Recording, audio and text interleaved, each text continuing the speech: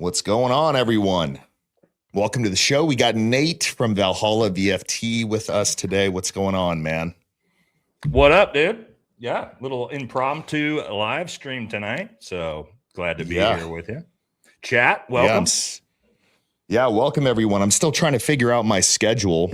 It's funny because I had scheduled it for 6:30 and then Candace is going and everybody just watches Candace. So it's like I might as well not even start. I do that too. If Candace or Baron are going, and I'm just like, all right, let's just delay it for a little while because otherwise, nobody's coming over here.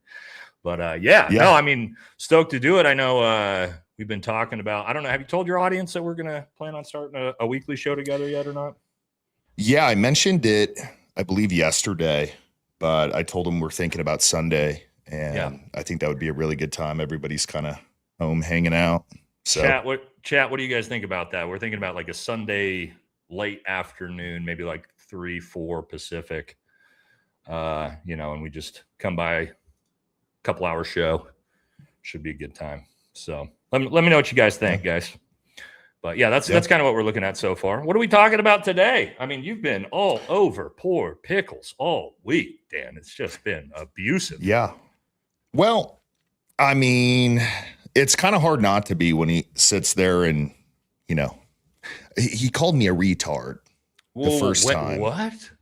Yeah. So when I went and I think I told the story, I was driving down to the coast for my birthday, just for a vacation.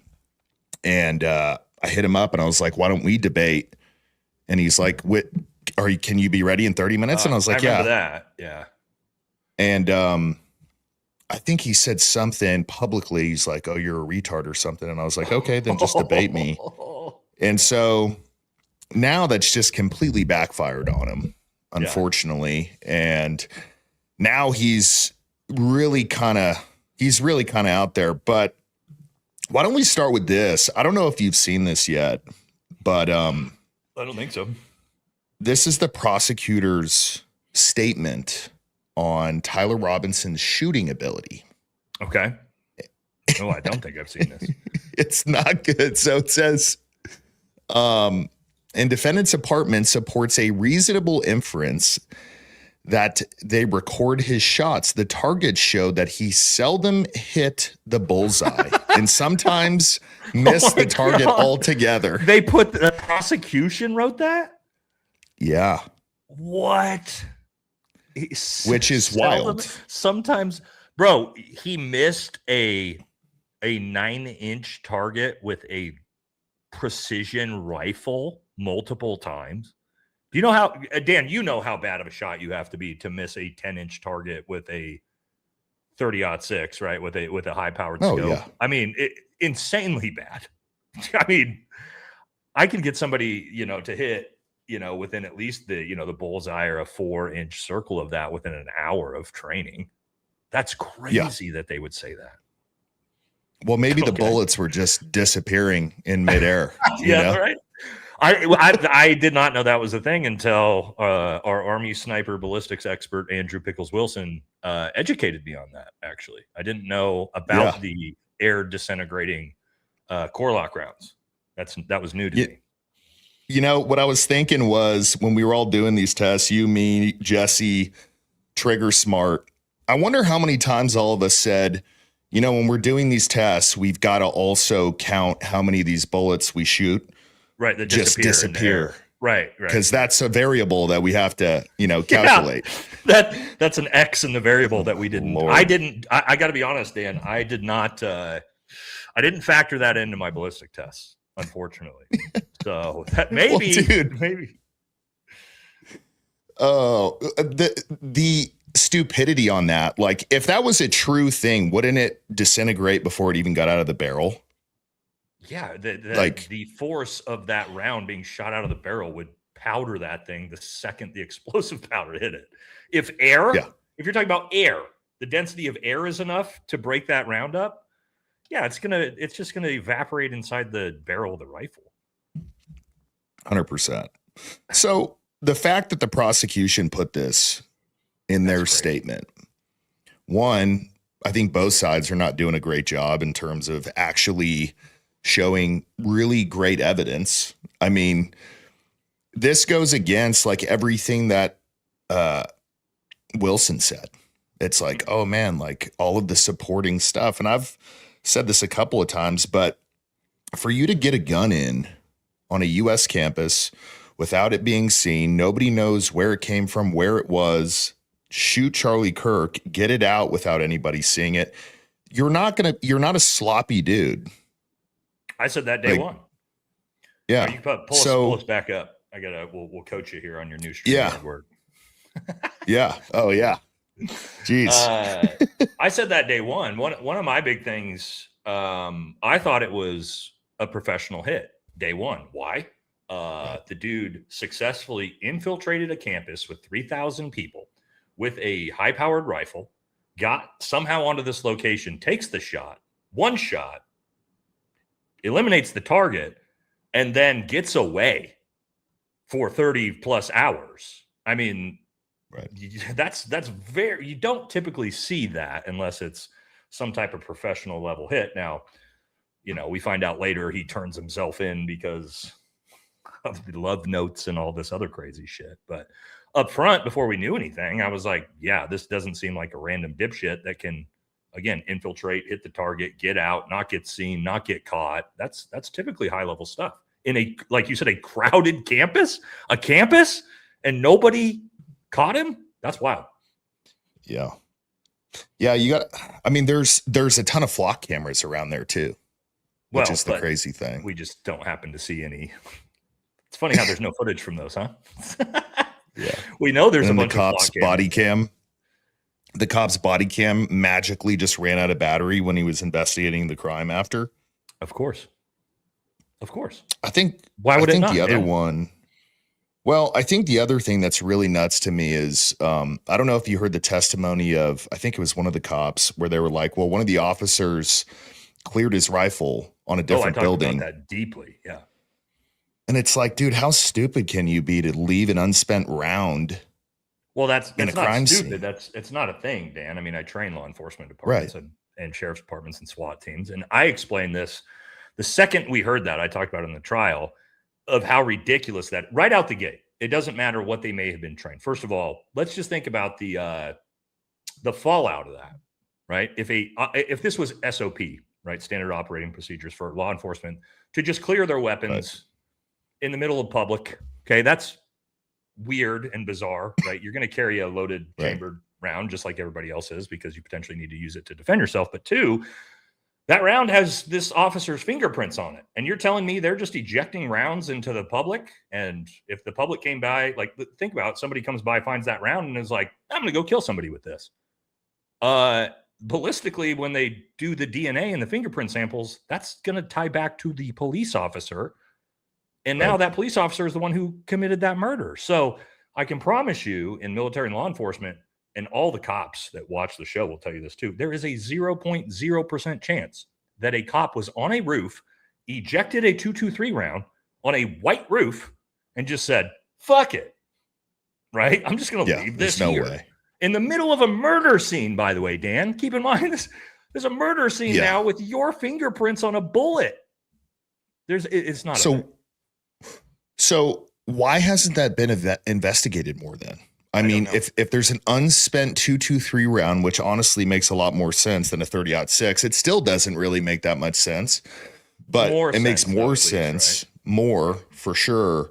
Why isn't that being investigated? Like, why didn't Andrew Wilson, why didn't you bring that up during your debate? It's like you even said to Candace, could it have been a smaller round? That would have been a great time to be like, yeah, there was one on a different roof that was unspent. Where did that come from, Andrew? Well,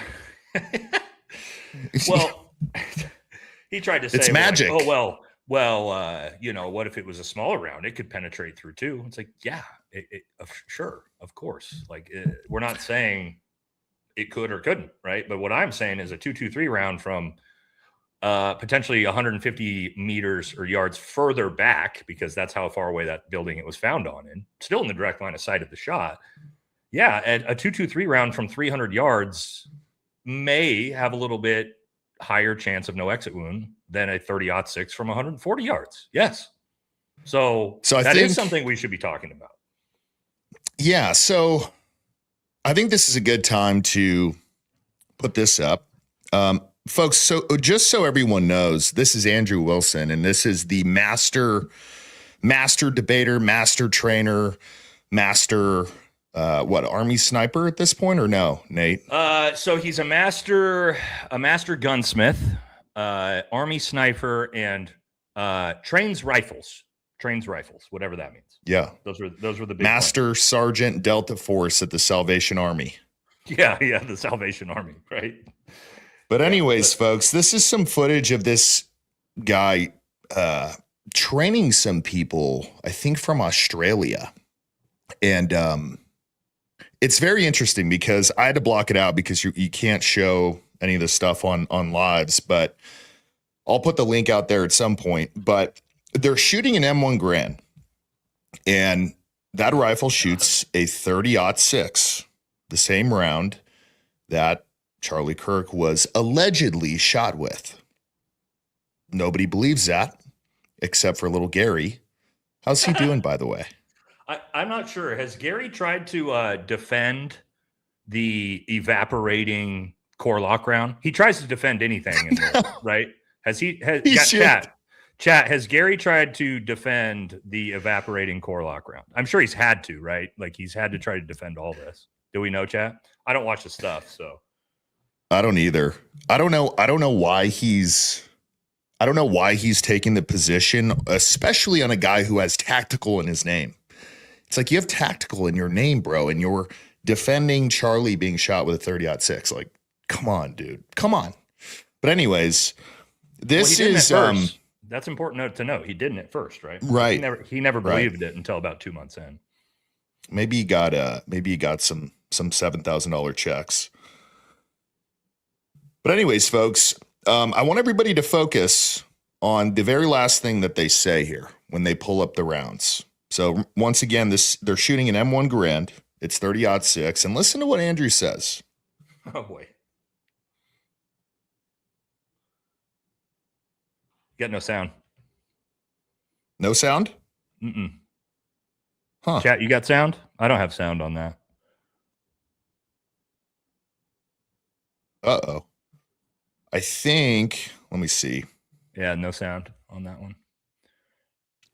You know what? While we're waiting, we're still Dan's learning, guys. It's a work in progress. I'm learning. Nate, why don't you Nate's just being mentioned all over the place by Candace right now. Yeah, Candace has been shout out to my girl Candace, dude. She has just been shouting me out left and right with some of my stuff. So yeah, I've got that. Oh, I can play it here. Yeah, so we put this clip up, but yeah, multiple times now. So you're not sure if he was actually shot. You're open to alternative theories. He was definitely hit with a projectile of some description. If we're talking about was he shot from a gun, a 30-06, I would say definitively no. Okay. It defies common sense to think that he had a Superman neck. And even if he did have a Superman neck, which has been demonstrated, a YouTuber actually set up Valhalla steel cages and shot it and it went through. So a 30-06, I mean, it would decapitate you. There's no other way to say it. Even if you tried to pass the idea that there was some miracle and he had a steel neck, there's actually a YouTuber named Valhalla who was like, hey, let's actually pretend he had a steel neck. Let's take it at face value. And he shot from that distance a piece of steel and it went through. All right, we're going to stop there because we got some firearm stuff in this clip, but yeah. Oh, so she actually put you up on there. What do you mean? Did she like actually show the video on her show? No, this is a clip we made together where we've put. Okay. But again, it's got the actual. I stopped it here because I don't want us to show the actual clip. You can pull us back up, but okay. No, just a clip showing the multiple times Candace has been shouting me out, which I think is hilarious because dude, the other side that fucking hates me. Oh yeah. You know that every time they hear that, they're just. Dude, Gary's got a picture of you in his room. Oh, he has to. It's like, dude, Candace mentioned him, dude. Again, God. All right, I think I got this. Let me here, let's see.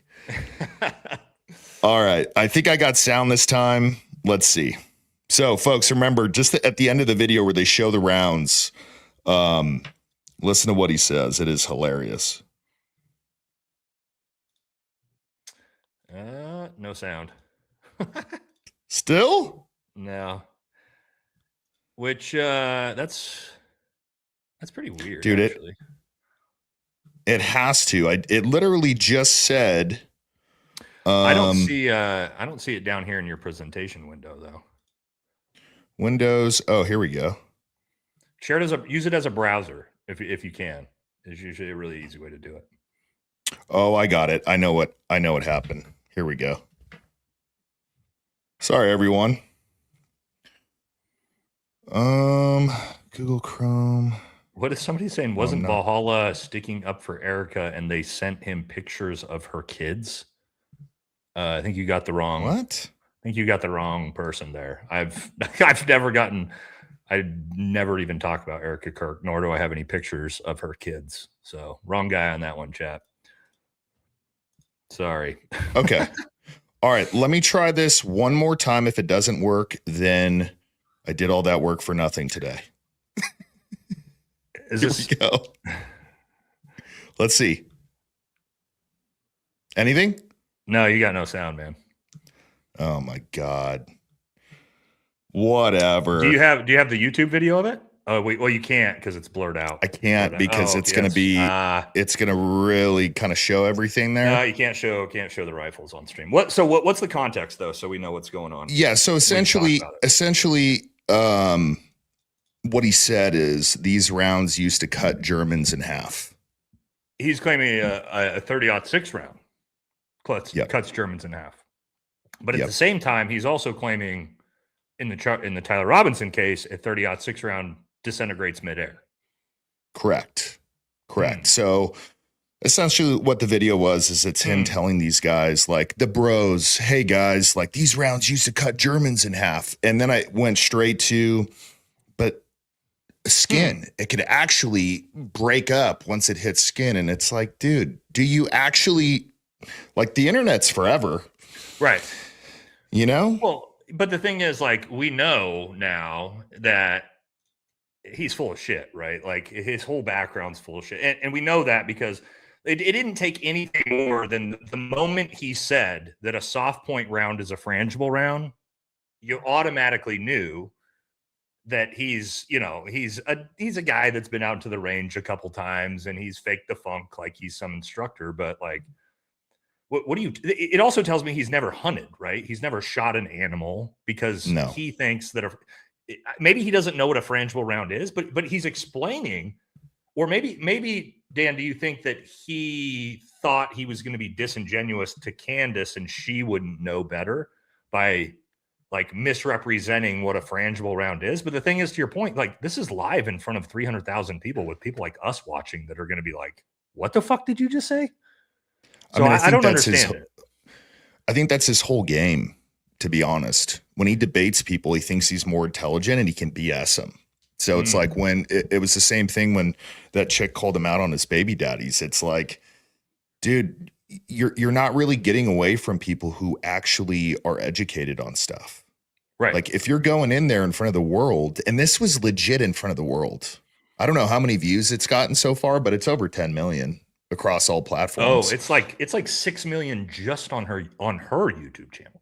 Just the YouTube channel. That's not Patrick Bet David. That's not the other, like Spotify, all the other places. Yeah, I would say 10, 20 million people have seen that. So I figured out how to get this thing up. So I'm going to what I did was I uploaded it on YouTube and just unlisted it. Okay. So let me share it one more time. Gee whiz. Work in progress. We're working through issues. Now, hey, technical difficulties, man. That's just a part of live streaming. Everybody knows. Oh, yeah, chat, 100%. Chat knows that, man. Chat knows that. Okay, here we go. There we go. All right. If this doesn't have sound, I swear. Here we go. There we go. We got sound. Hasn't been out of the can in, I don't know what, 70 years. So here's what we're going to do. Put that back there like that. Just going to cram it right down. That's why when people got shot in World War II, they died. Yeah. Huge. Germans would get cut in half with that. Said I dispute this claim. So I'm going to play that one more time. Could not have made. Huge. Germans would get cut in half with that. Said I dispute this claim. Germans would get cut in half by that. Now, folks, listen to what he has to say when it's Candace. Would get cut in half with that. Said I dispute this claim that a 30-06 could not have made this wound. I think that that's absurd. 150 grain Remington core locked absolutely could shatter when it hits the neck of any human being. When you say that there's some steel neck and it's a smaller caliber, you have to make a counter explanation. Why wouldn't a smaller caliber also go through bone? It could. I didn't say it can't. Right, exactly. So if that's the case, then ammunition is going to be the critical key here. And if we have frangible ammunition, which we do in this case, a flex tip round, well, I'm sorry, not a flex tip, a soft point round from 150 grain Remington core lock, that's just a small jacket that goes around the actual lead piece. This thing could have split apart in air for all we know, but definitely upon impact. Okay. I don't know. Wow. First of all, you know what's interesting? He says 150 grain core lock round. You know why I know Right. he watches my content and they watch my content?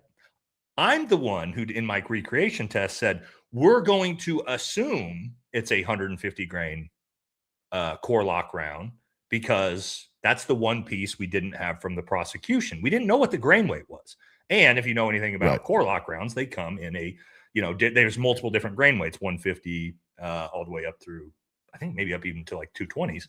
But my point is, nobody ever said that it was a 150 grain round other than me saying I'm testing the lowest grain weight. That the reason I did in my ballistics test, guys, is the 150 grain is let me try the lowest common weight grain, right? Because that's the least powerful rounds Right. that we could show with the core lock, because I'm not going to use the most powerful, and then that's not a way you want to do a scientific study.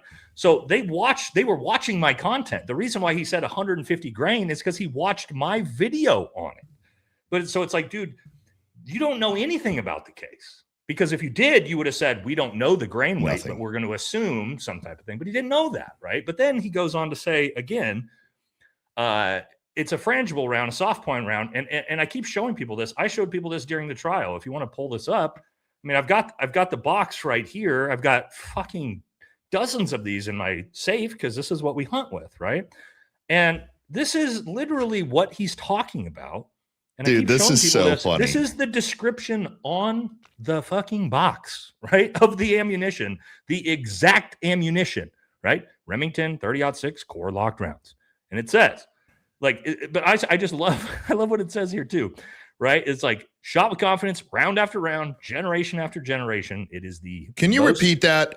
Shot with confidence, Right. not But it may disappear when you shoot it. It says ammunition loaded with the legendary core lock bullets has dropped more big game, which is true, than any other type of bullet. Moose, elk, big game. And it says deep penetration. If you don't know what that word penetration means that means going through something. Deep means far, right? Like penetrating really far through, and controlled expansion up 2 times the diameter, which means it's going to create an even bigger wound cavity, which if you were to hit a human neck, what would you expect, Dan? Oh, a massive wound cavity, right? And it says, this is the big one. High weight retention, won't break up or separate on impact. For more effect. It literally says...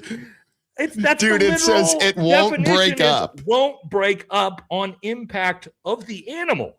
And this guy is out here claiming it's gonna break up in air. It's on. That's the description on the box. It's like, come on, dude. It's really interesting how confident he has been after this. It's like, well, yeah, I give myself a 7.5 out of 10, and I thought it went really well. And we went in there to get everything done, and we got her to stick to her positions. One.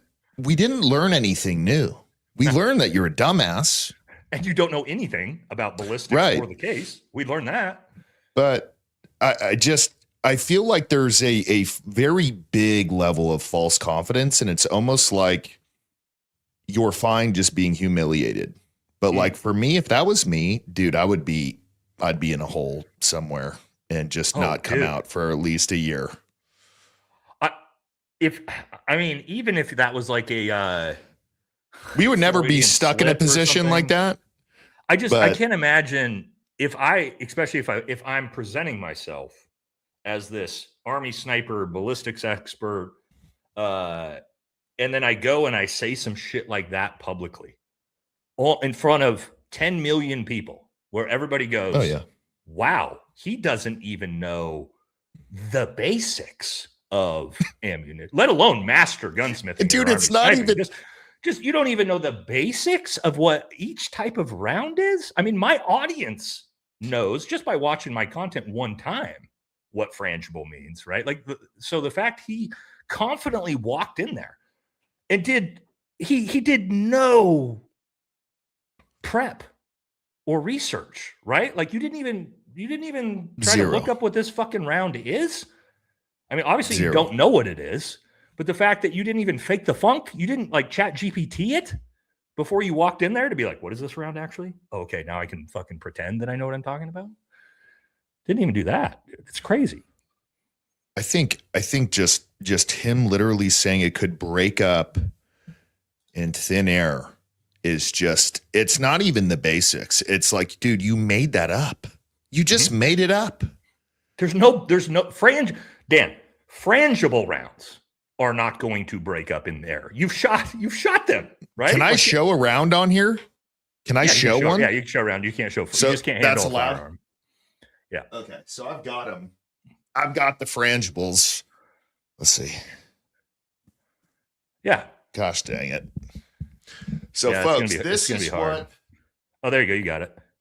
that's what a Yeah. frangible round looks like. You can literally, Jesse bought all these and they're from 1940 and all the tips are pretty much broken off. But the entire thing is literally just a bunch of grains smacked together. And as soon as it hits something, but on our testing, it was really not like that because it's still going so fast. But my point is, even if you're talking a frangible round, Dan, did your frangible round just disintegrate into air when you shot it?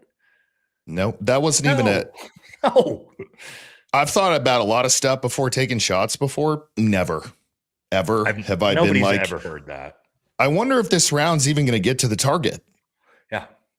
I don't know. Might break up into midair. While we're talking about stupid stuff, I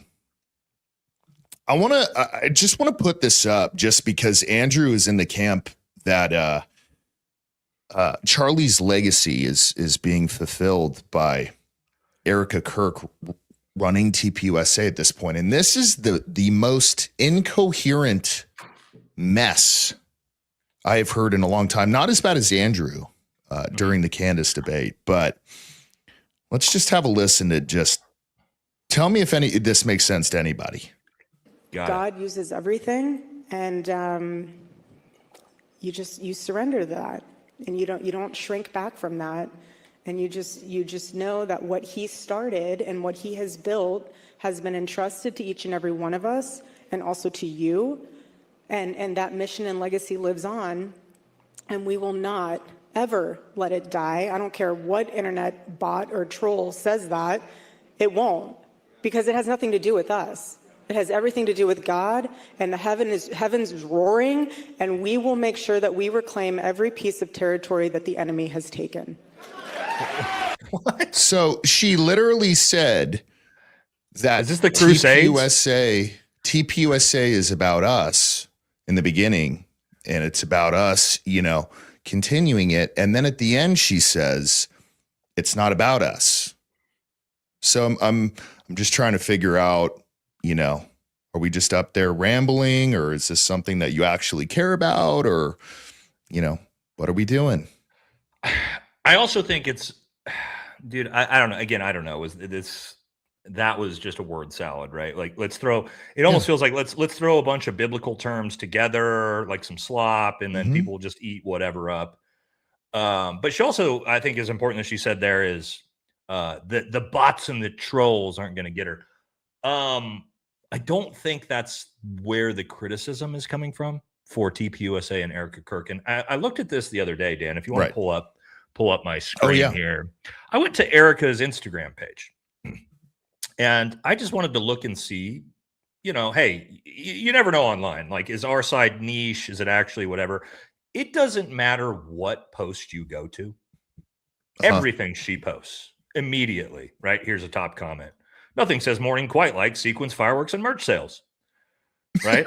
Like that's one. I can pull up this one here, right? And then let's see what we got. A female CEO decrying feminism is comedy gold.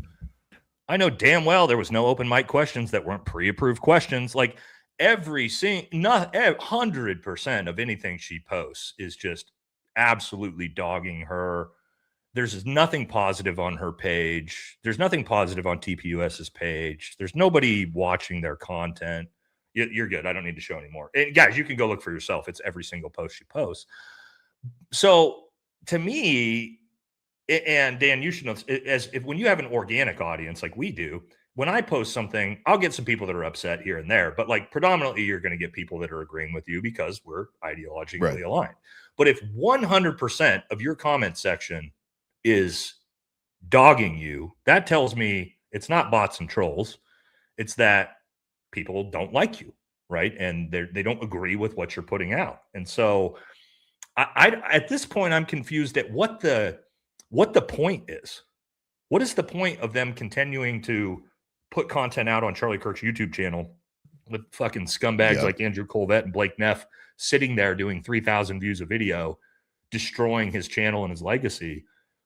What is their intent at this point? Because they're not making money, they're losing membership.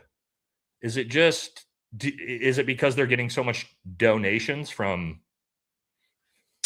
who knows where, right? Like what I mean is non-individual donations from foreign lobbies, corporations, the government, right? We know that's obviously big funding. So maybe that's why they keep putting this out, because it's just, talk points, but it's not. They don't have any organic audience anymore. Well, I mean, I think the first thing I would say on it is I'm a big fan of, if you truly believe in what you're doing and what you want to do.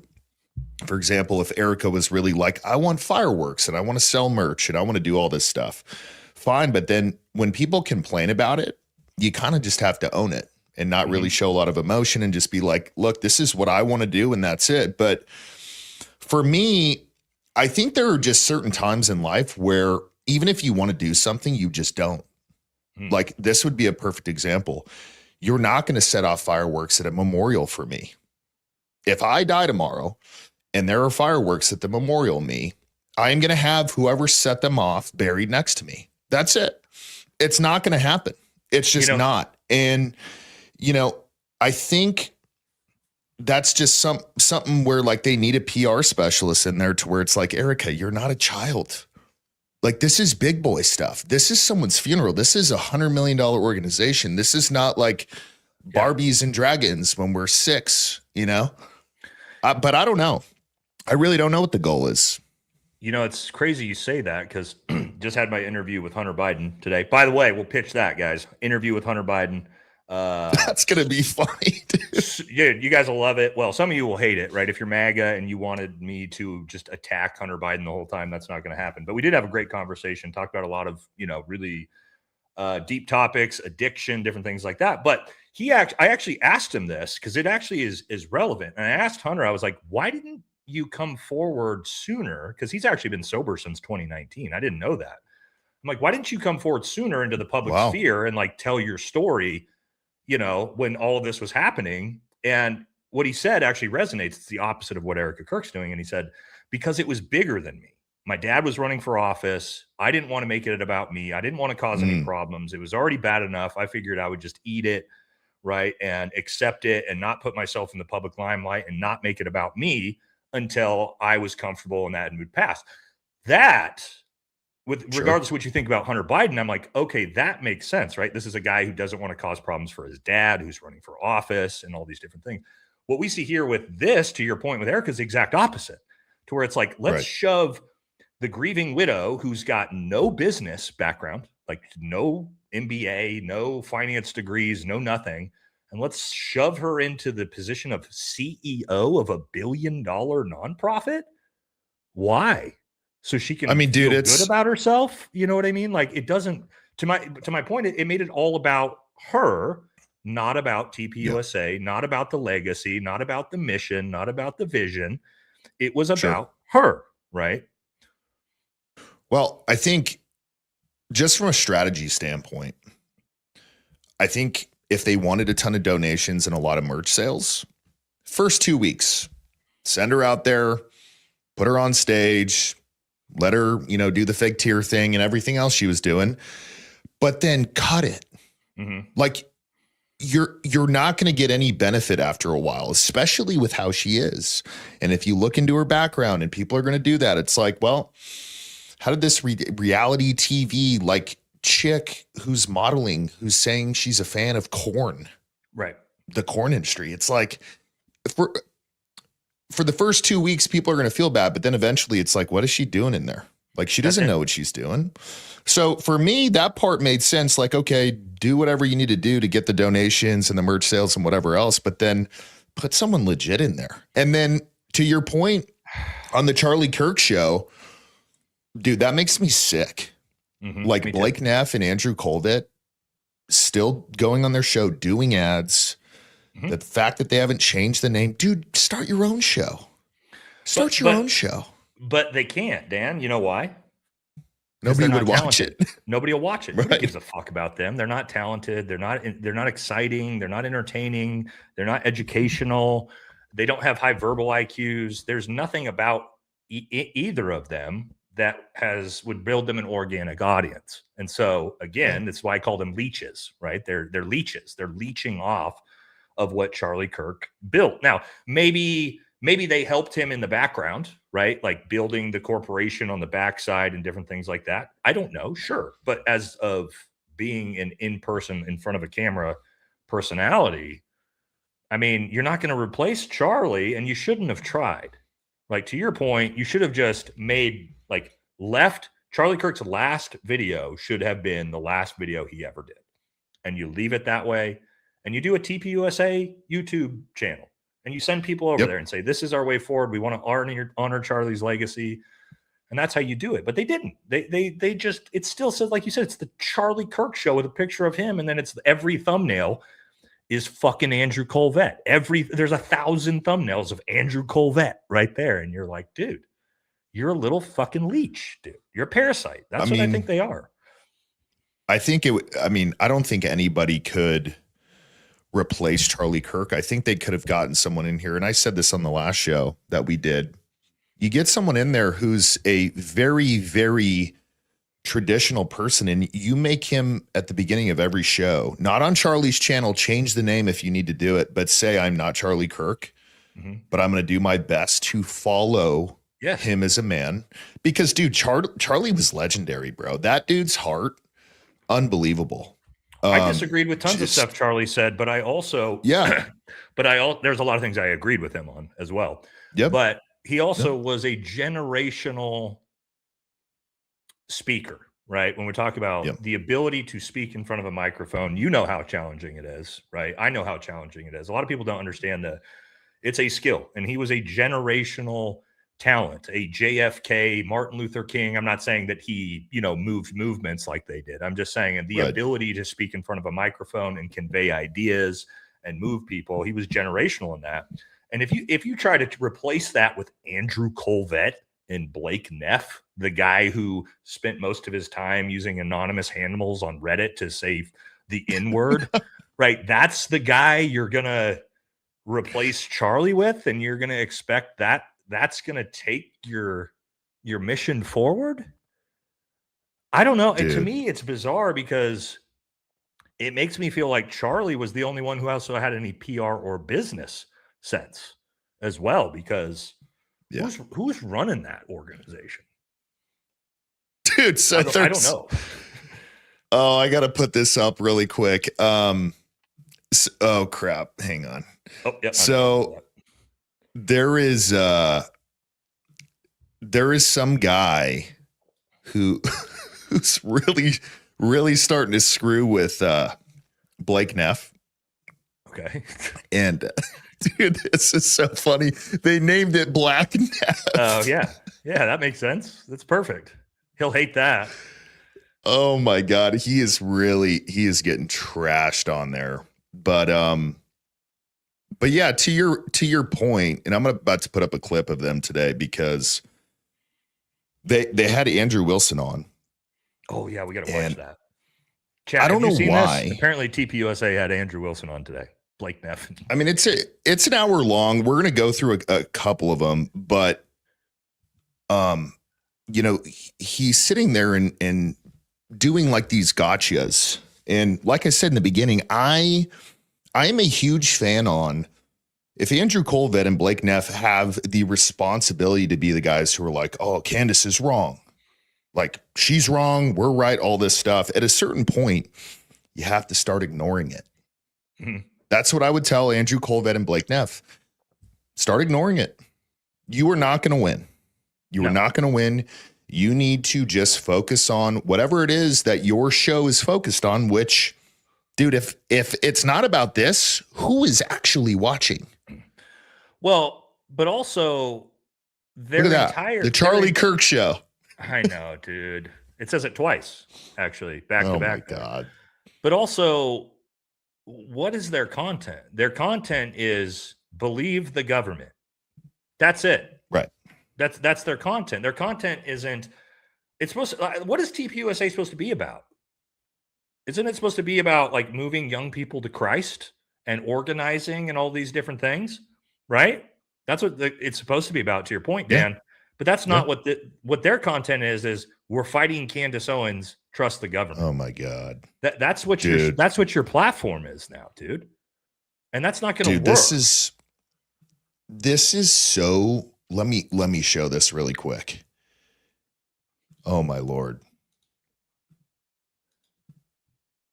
So there, look at this.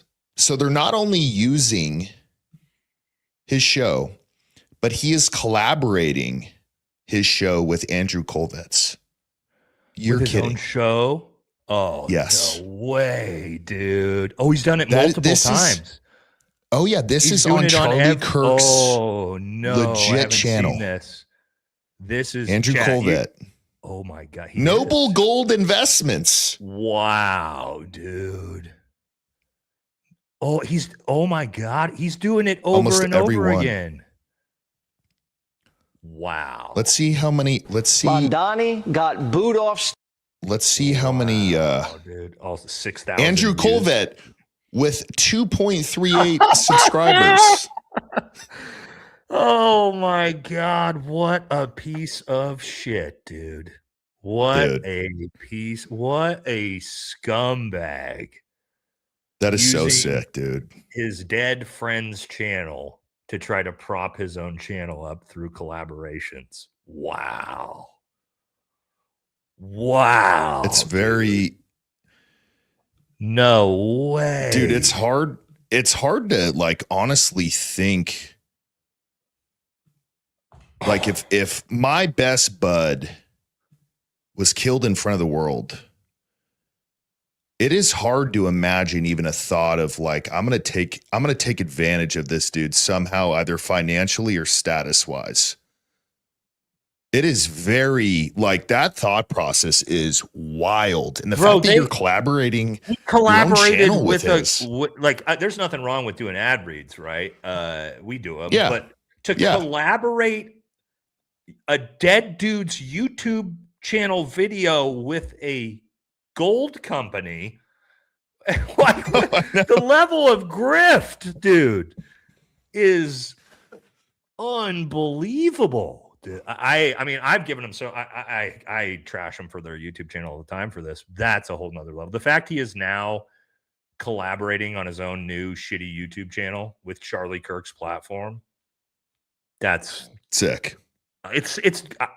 I'm horrified, dude, for Charlie. That was supposed to be his friend, right? Isn't this guy supposed to be one of his best friends? Well, I think this is the crazy part about this is there are people who are saying, you know, the entire case is weird. The Fed slops all over the place. But then the other side of it is how TPUSA is acting. It's like, you guys have a little bit of class, have a little bit of like common sense. You guys are all book nerds over there. Have some common sense to where it's like, maybe I don't go on the channel that says the Charlie Kirk Show.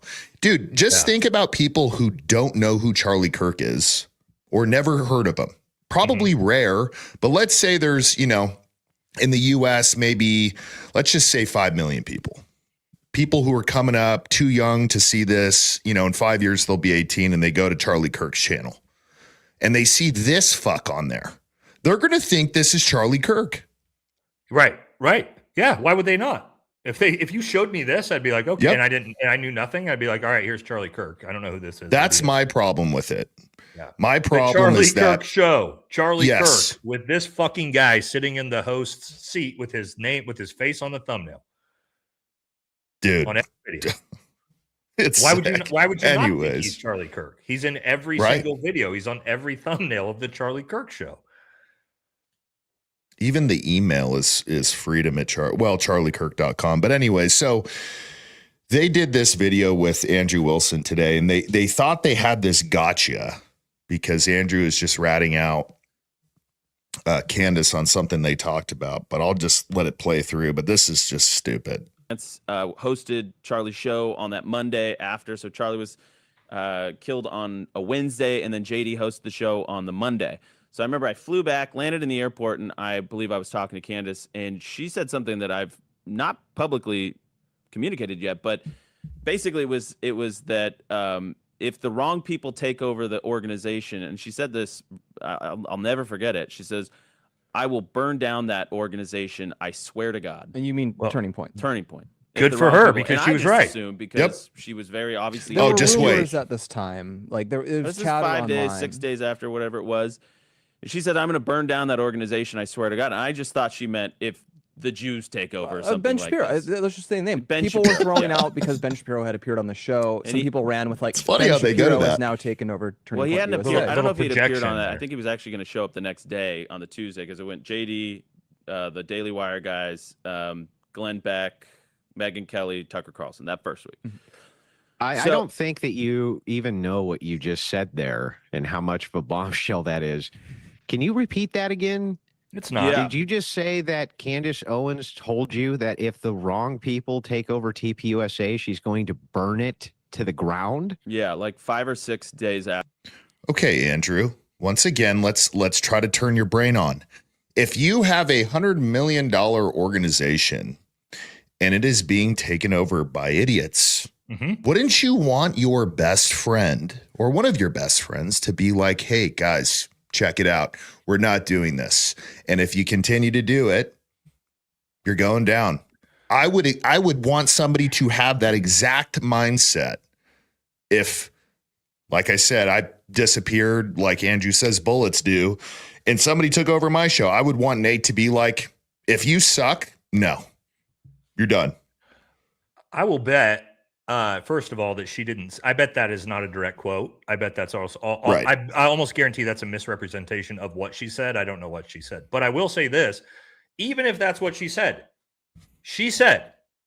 if the wrong people take over, okay, she didn't say I'm going to burn down TPUSA. She said if the wrong people take over, I will burn it down.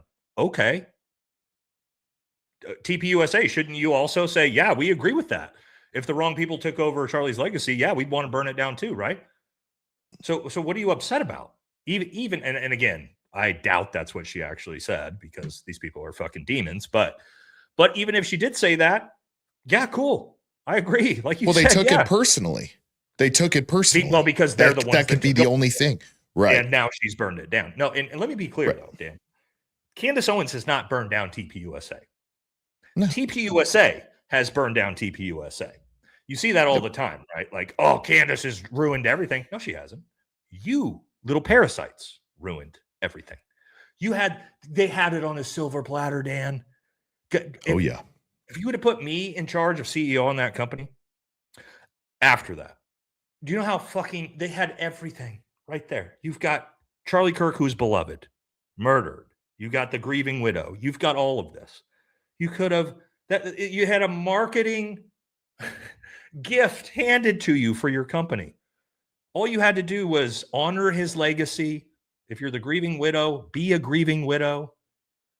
They had everything. Everyone wanted to support them. They act like, oh, everyone's out to get us.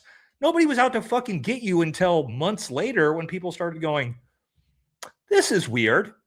Why is Mikey McCoy just fucking turning around, walking away? Why is Terrell Farnsworth ripping down shit? Why is Mikey McCoy's dad lying and saying that Mikey McCoy is the hero of the day, right? Like, why is there no blood on any of the security's hand? Like, we can go through 1,000 different things, right? Why did Andrew Colvett lie about the Superman neck, right? Why did you lie about the fact that Charlie Kirk did say that about Israel? You lied about all that stuff.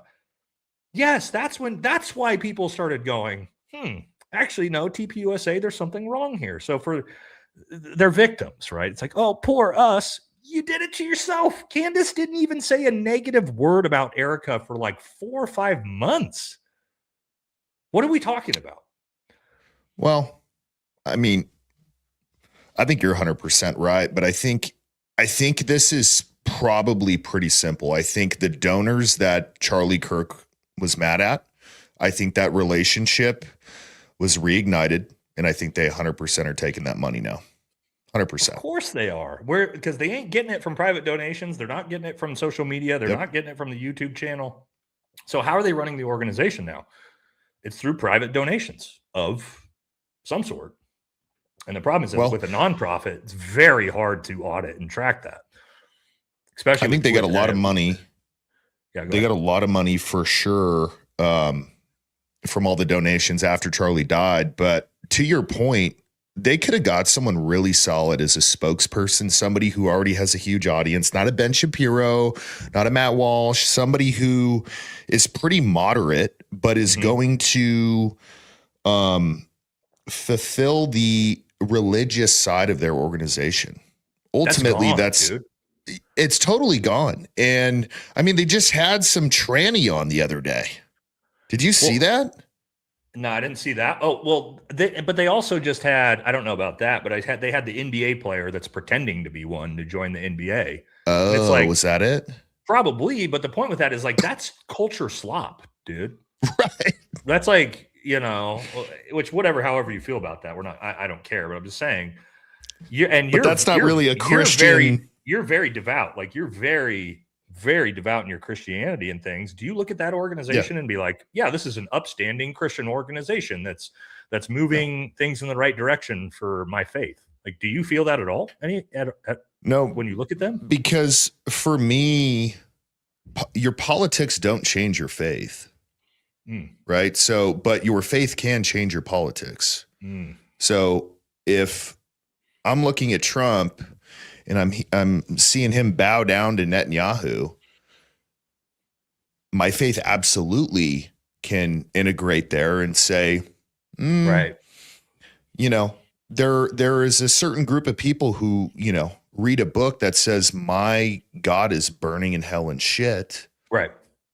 Probably don't want to be super stoked about my president just bowing down to them and doing whatever he can for them. So I think, for me, a lot of people let politics change their faith. We've seen that. And and with TPUSA, like I don't know what their message is anymore. I haven't really been following it, but it's kind of turned in from the outside of me looking at it, it's turned into like a feminist organization. Like they're having all these like, what do you mean by that? Well, that's interesting. They're just, one, they put Erika Kirk out there, or she put herself out there, and she's the girl boss. Well, I want to say it's a DEI hire, but it's not even that. It's just a stupid hire. It's not even like, oh, you're a woman and we have to have a certain amount of women in the organization or whatever. I don't know what corporate companies are doing nowadays, but you did reality TV and you were a stay-at-home mom. You have no experience running a mom and pop UPS store, let alone a $100 million organization. And now she's doing all these like women. I think they were doing them before. But in my opinion, a company that was started by a man, especially this kind of organization, I'm not talking about, Apple, to where you can get a great woman CEO in there and nothing really changes. But the message from a man is usually always going to be a little bit different than a woman, especially when it's like talking about morals, talking about, you know, how men should be in America, all that stuff. So I think if they don't have kind of like an equal to Erika up there that is also a man, it just kind of gives off the vibe that it's like, oh, my husband died. Now I have all this shit and now I'm running his company, even though I don't know what I'm doing. And it's just kind of like, it's just a little bit of like a feminist, like I can do it, even though I don't have any qualification to do it. You know what it feels like is Lindsey Graham's sister being a senator now because he died. Yeah. Yep. And we just saw, I don't know if you saw the debate she just did, which was, oh, what a disaster. She got asked about, I don't remember exactly what it was, maybe Ukraine, Israel, something like that. And she goes, well, I don't really know anything about foreign policy, but I support the military. And she's running for Senate. And people are like, you what? Like, you don't know anything about foreign policy or foreign conflict and you want us to vote for you because you're Lindsey Graham's sister?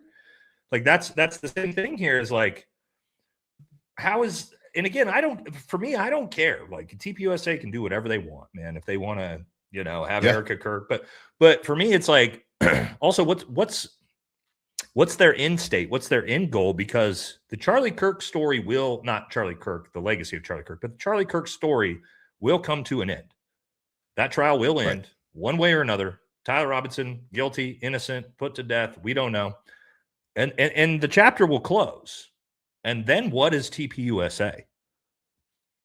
When there's no Candace Owens to attack, when there's no, you know, tantrums to throw, what exactly is TPUSA if it's not the Charlie Kirk case right now? Right. I don't know. I don't think it's going to be anything. I think somebody unless they get somebody.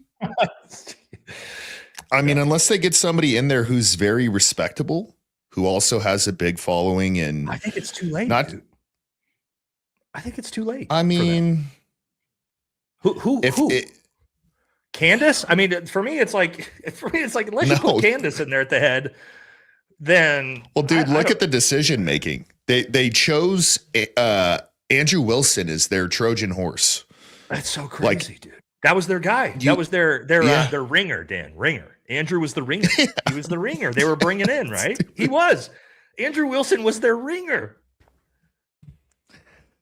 Yeah. So it's almost sad, man. I really, my stomach hurts for Charlie, dude, and his kids. Yeah. Because it's like, look at the organization you built and look at what's happened to it. It's you said it, man. It's not Candace. I mean, Candace has pointed out some weird stuff they're doing, but where did the message go? Like, where did like the college, like going out and, you know, talking about Christianity and how it, you know, can intertwine with politics and whatever else? It's gone. It's gone. And now it's just, you know, Erika Kirk on stage saying fucking nonsense. Also, my, and this isn't just Candace, it's me, it's you, it's Jesse, it's Barron, it's everybody, right? Those of us who've done work looking into this that really are just like, this is weird. We'd like to know the truth. How is Candace or Barron, the way TPUSA, the right MAGA is framing this now is how evil she is. How evil she is. For what? For not immediately saying Tyler Robinson did it? All she is doing, whether you like it the way she's doing or not, and all we are doing is saying, hey, we would like to look into this further. We'd like to find out who did this. How is that evil of having the approach of we want to find out who did this, whether it is Tyler Robinson, whether it's Lance Twiggs, whether it's you know who, right? Whether it's the left, it's a transferee, I don't care. How did that become the side of how did that side become the evil side? Right? And also, isn't that bizarre that TPUSA is making this, if you question this, you are evil. Charlie Kirk's your guy. You know, I just still can't wrap my head around how their side thinks there's some moral superior side because they want to shut down any questions about the case. Well, just because you say something is something doesn't mean that. And I think that's something they need to understand. Just because you think your side is the moral side does not mean that. I can sit here and say all day, I have the moral side or we have the moral side because we're sitting here and defending Charlie Kirk. We are sitting here and not taking, oh, well, we solved the case in 8 hours. Oh, we found the gun in the woods right next to the crime scene when he got the gun in without anybody seeing it, conducted this high-level operation. There's another 223 round on the other roof. We don't ever see the gun. And then there's a whole bunch of like weird text and all this stuff. Like for me, they want to say, oh, well, where is your evidence? No, man. Like it's simply one, pattern recognition, right? You're looking at things that just don't have a great explanation, we can say. Like, if they don't make sense, whatever. But for me, there's not a great explanation for there being no clear picture of Tyler Robinson's face anywhere. Mm-hmm. No good explanation for never seeing a gun. No good explanation for that there not being any clear footage of him at any point. For me, those are all data points where you have to say, we need to question this more. And the fact that the government is saying, we solved it in 8 hours, it's done. Dude, the prosecution just put in there, he wasn't a good shot. That's the prosecution. Right. Yeah, that's been one of the biggest things for me, especially like, dude, I will get, and I know you do too, we don't get attacked at the level of like Candace, but like I'll get when I put out my ballistic videos, viscerally attacked on X. My last ballistic video, all I didn't make any claims. I didn't talk any shit. I went to 141 yards with, the ammunition they said with a 30-06. We used a crane. We went to a 9-degree slope, and we tried to repeat the exact shot the best we could, right? With a fucking hog that had just been unalived like an hour before. Yep. That's all I did. And I showed the results, and the vitriol, furious anger from their side. Oh, yeah. I mean, panels, right? You had Tiny Gary, like immediately with the crew doing the panel to debunk. Well, actually, if it was this and this, it's like, dude, I'm not making any points. I'm just doing a scientific study and showing it, and you are crashing out in furious anger at the fact I had the audacity to do a scientific study. That is bizarre, my friend. It's just a very, and by the way, Jesse and I had the same thing when we did our first test. Actually, both of them, I had guys being like, oh, the angle's wrong. It's like, dude, I'm on a hill and shooting down. Like I have big ass hills on my property. The angle is close enough. Right. And we're also shooting, like, dude, it went straight through 1/4 inch AR 500 steel. What are you talking about? I didn't have inch steel, but yeah. Yeah. So, for me, people just like, can you have the perspective of what if you were Charlie's friend? Wouldn't you want to sit here and question everything? Like, do you want your people to be like, oh, all of this doesn't make sense, but let's just leave it alone? No. And also, dude, like if my wife was like, oh, I forgive him, and publicly, well, let's just forget about it, guys, I would be like, the fuck are you doing? What are you doing? No. I told Brittany that. I was like, I swear to God, if I get publicly executed and you say some shit like that the next day, my boys are going to F you up, Brittany. You know what I mean? I'm just kidding, guys. Sorry, Brittany. I'm going to make you cry. Yeah, but like, no way, dude. But to my point with this, she would never do that though, dude. No, there's no way. Obviously not. No normal widow would ever do that. But to my point with this also, there's a lot of theories I don't believe in at all. Right. And when I saw those theories presented by other people, did I crash out and do furious videos and get panels and attack these people and say you got no credibility and try to attack their resume and debunk? It's like, no, because I don't care, because I like the idea of people looking at every option. Right. And I'm like, okay, well, this doesn't really make sense to me, but just the vitriol anger of anyone who doesn't agree with exactly what the government is telling you. That to me is so telling about like you are not good faith actors. I know you're not good faith actors because of that.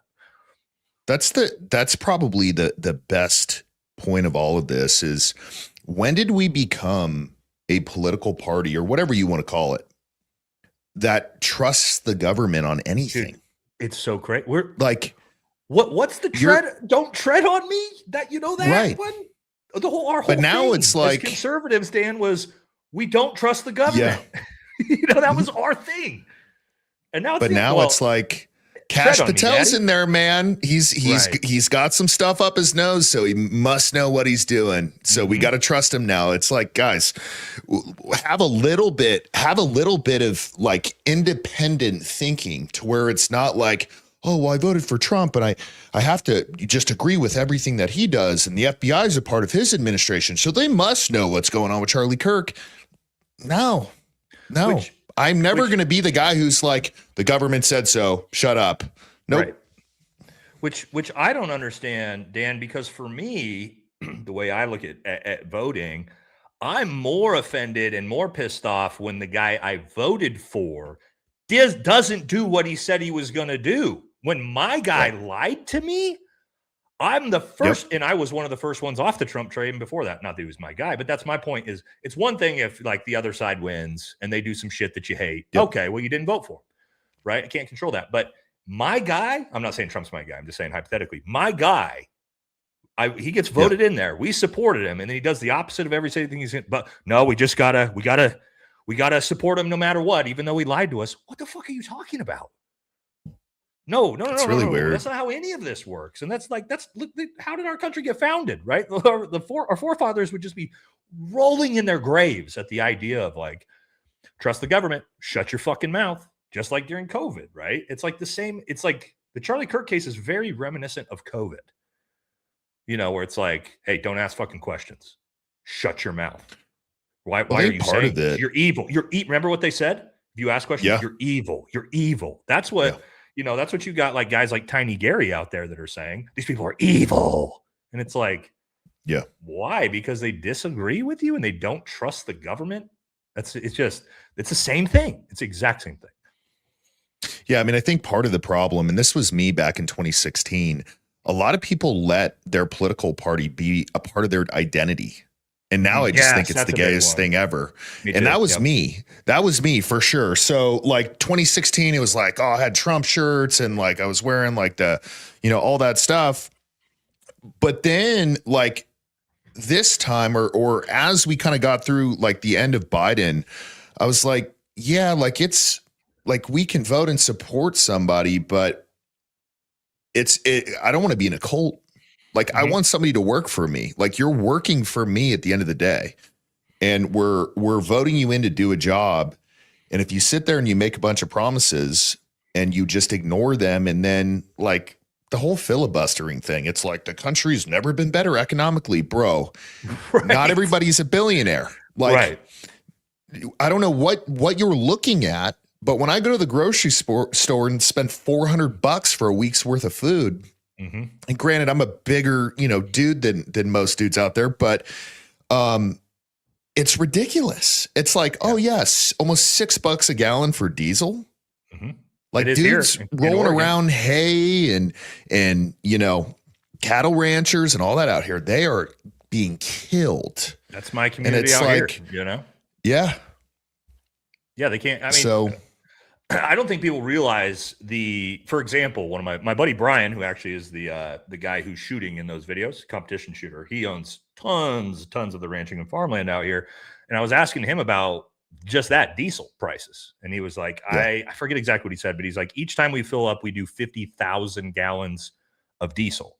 And so he's like, and that's, I think, every week or 2 weeks to run all his farming equipment. So he's like a $2-3 a gallon increase in diesel for me is like $100,000 a month increase in cost to my business.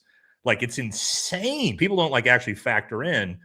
And what does that do? That gets passed down through the cost of everything else. Right. So yeah, that's just another one of those things where, but you'll see people like, and this is MAGA has just turned into what like the left was during COVID and Biden, which was just the trust the government, Fauci's good, shut your mouth, do what you're told. Right. And now you just have the opposite of that in the right. That's a cult. That's now that our side's in charge, trust the government, everything's good, shut your mouth. And it's just like, and people are like, I got called, it's like I got called a far right-wing extremist when I was criticizing that. And now I get called a socialist communist now that I'm criticizing the other side. And it's like, I'm just a guy who criticizes it, both sides of it when I think it's bad. But, it's just. It's the funniest thing when I get comments from people, and it's very few.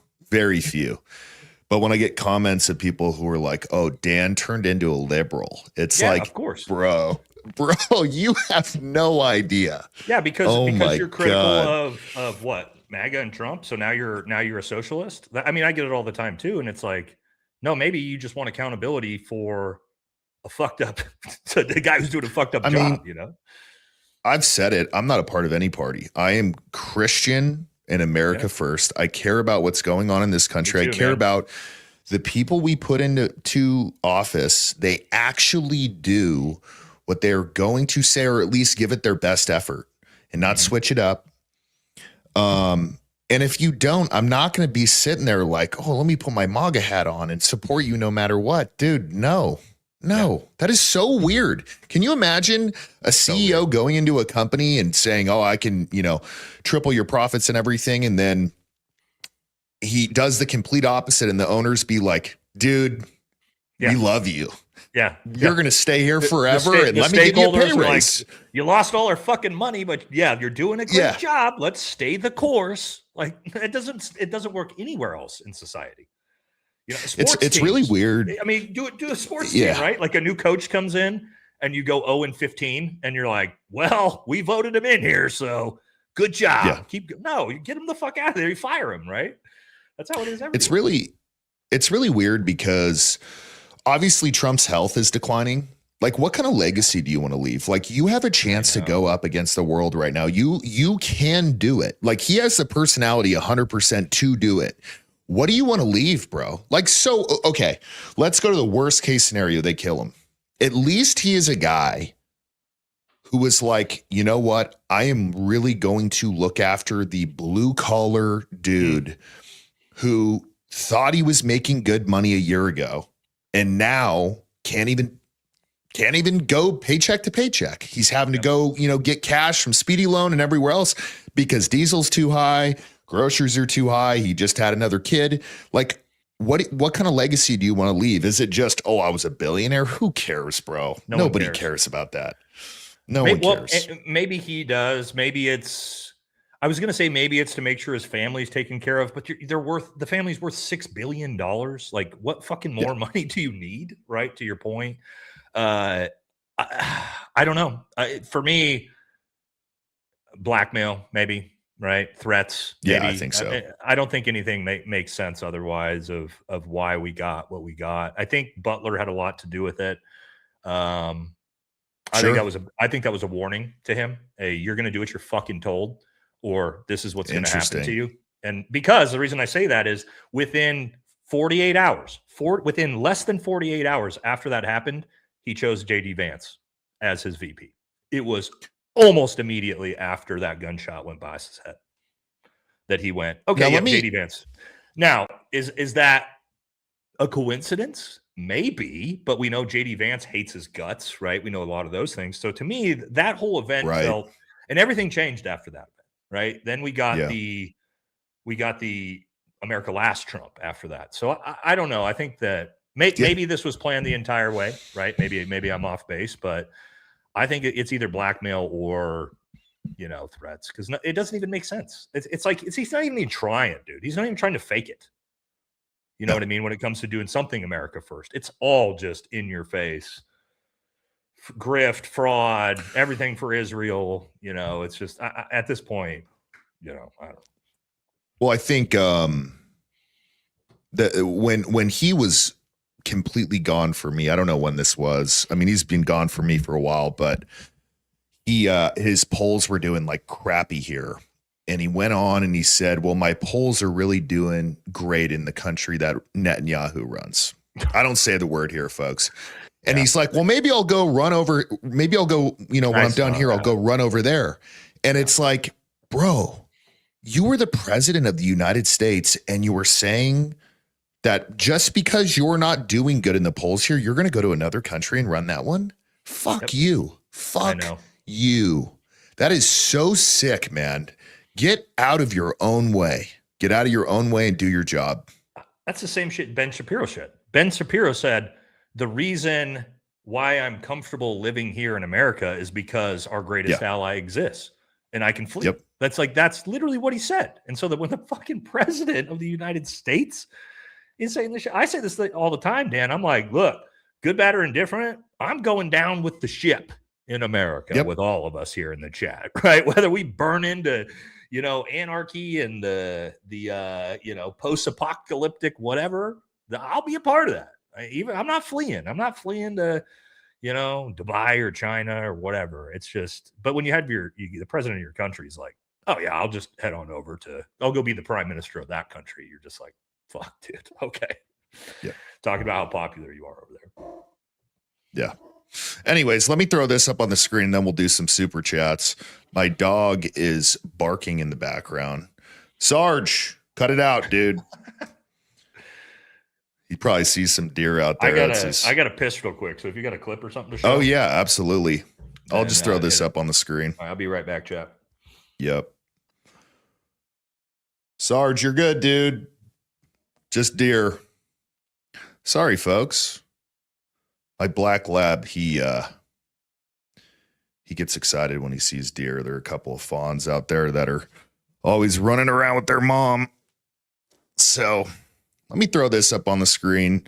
I'm pretty sure he's already seen it, but for those of you who haven't, I recommend going and watching the full thing after we're done here, because Andrew Colvett and Black Neff, we're just going to start referring him as that, just because he is, I don't know, I think he created some like fake Reddit things where he's just talking crap to black people. So now we're just, we're going to call him Black Neff from here on out.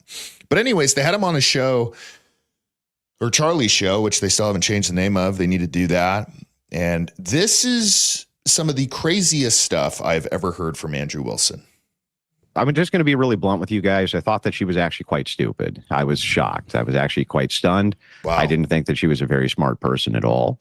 I had good reason to believe that going. Okay. Let's just think about this, Andrew. My Lord. Are you or are you not the person who went on here defending Erika, Kirk, and TPUSA and referred to her as a retard and then doubled down? And Candace is stupid. Are you or are you not the person who said that bullets can just disappear in the air? Poof. All right, I'm back. We just got done listening to Andrew saying that he thought Candace was extremely stupid in the debate. And I was bringing up the fact that he, just his own stupid self said the leader of TPUSA currently is a retard and then doubled down, but he's calling Candace stupid. Well, he believes all women are retarded. So of course he's going to say that about Candace, right? Yeah, but you kind of have to be a retard to even say that. But first of all, I'll tell you this. Let me say this. Anyone who makes $100,000 an hour is probably not very dumb. And so just something to think about, right? And also 100%. The guy who paid the woman $100,000 an hour to talk to her.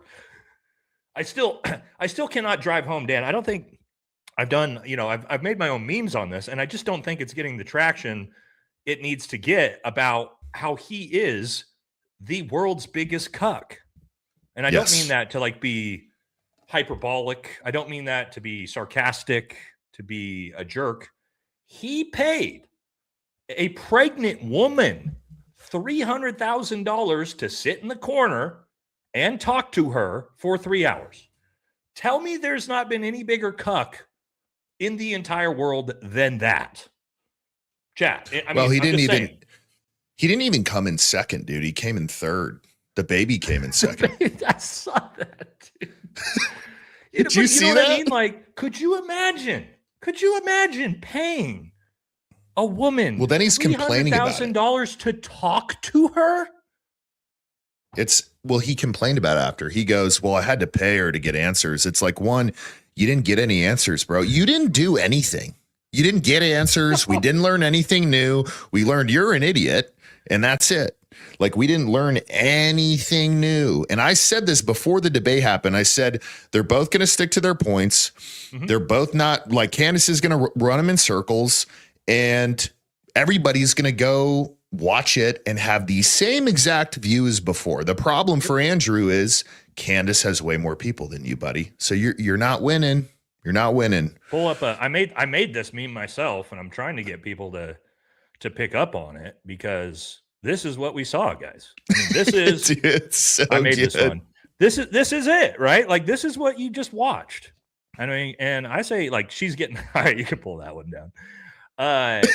Dude, I say she's you know, I also see people now are like, Candace, how could Candace accept the money? She's evil. She took $300,000. You're telling me ain't a swinging dick out there that wouldn't take $300,000 to debate somebody for 3 hours? Please. There's not a single person out there who wouldn't have taken that money. I'll take that money right now. Anybody. I don't care who you are. Think I will about it. put It's kind both of a my poor... kids through fucking college with your dumbass 3-hour interview. You know what I mean? Well, people are kind of insulting Andrew's intelligence, if you can do that even further at this point, by saying that, because he's a full-grown man. He can spend his money how he wants. True. If he wants to give a random woman $300,000 to have a conversation and be looked at like an idiot and just have a chair in the corner of the room, dude, fantastic, brother. I mean, I would rather go buy an Escalade or a condo, or, you know, throw it into some kind of investment. But dude, hey, bro, you're right. Whatever. Yeah. Do your thing, bro. Dude, I can't, dude. I know it's funny to talk about, but I keep thinking about it, Dan. I keep thinking about the fact that this grown ass man with a family paid another much money. Another woman $300,000 fucking dollars to talk to her, and you can try to say it's an investment in the future. It's not. I can tell you what's going to happen to Andrew's channel. Patrick Bet David tried to say Andrew got $200 million worth. Do you know what's going to happen? You guys want me to walk you through what's going to happen in the 6-month time period from now to then, and Andrew's return ROI, his return on investment? Here's what's going to happen. Andrew is going to get a little short-term burst in viewership based off of negative PR, right? So people are now knowing who he is. The world knows who he is, but they also know that he's a fucking idiot, right? So he's not going to garner real traction and views to his channel. What he's going to do is get a bunch of hate viewers that he's going to get for about 30 to 60 days. And then about 6 months from now, when everybody has forgot about the debate, everybody realized what a fucking joke he is going to then burn his entire social media platform into the ground, just like all the other TPUSA idiots, right? So there is no long-term ROI, return on investment, finance terms for those of you who are, aren't into this, but there is no long-term ROI for Andrew. He's getting the short-term bump before he burns into the abyss, right? So again, it's not even like this $300,000 is going to pay off in the long term for him. So let's just look at his channel really quick.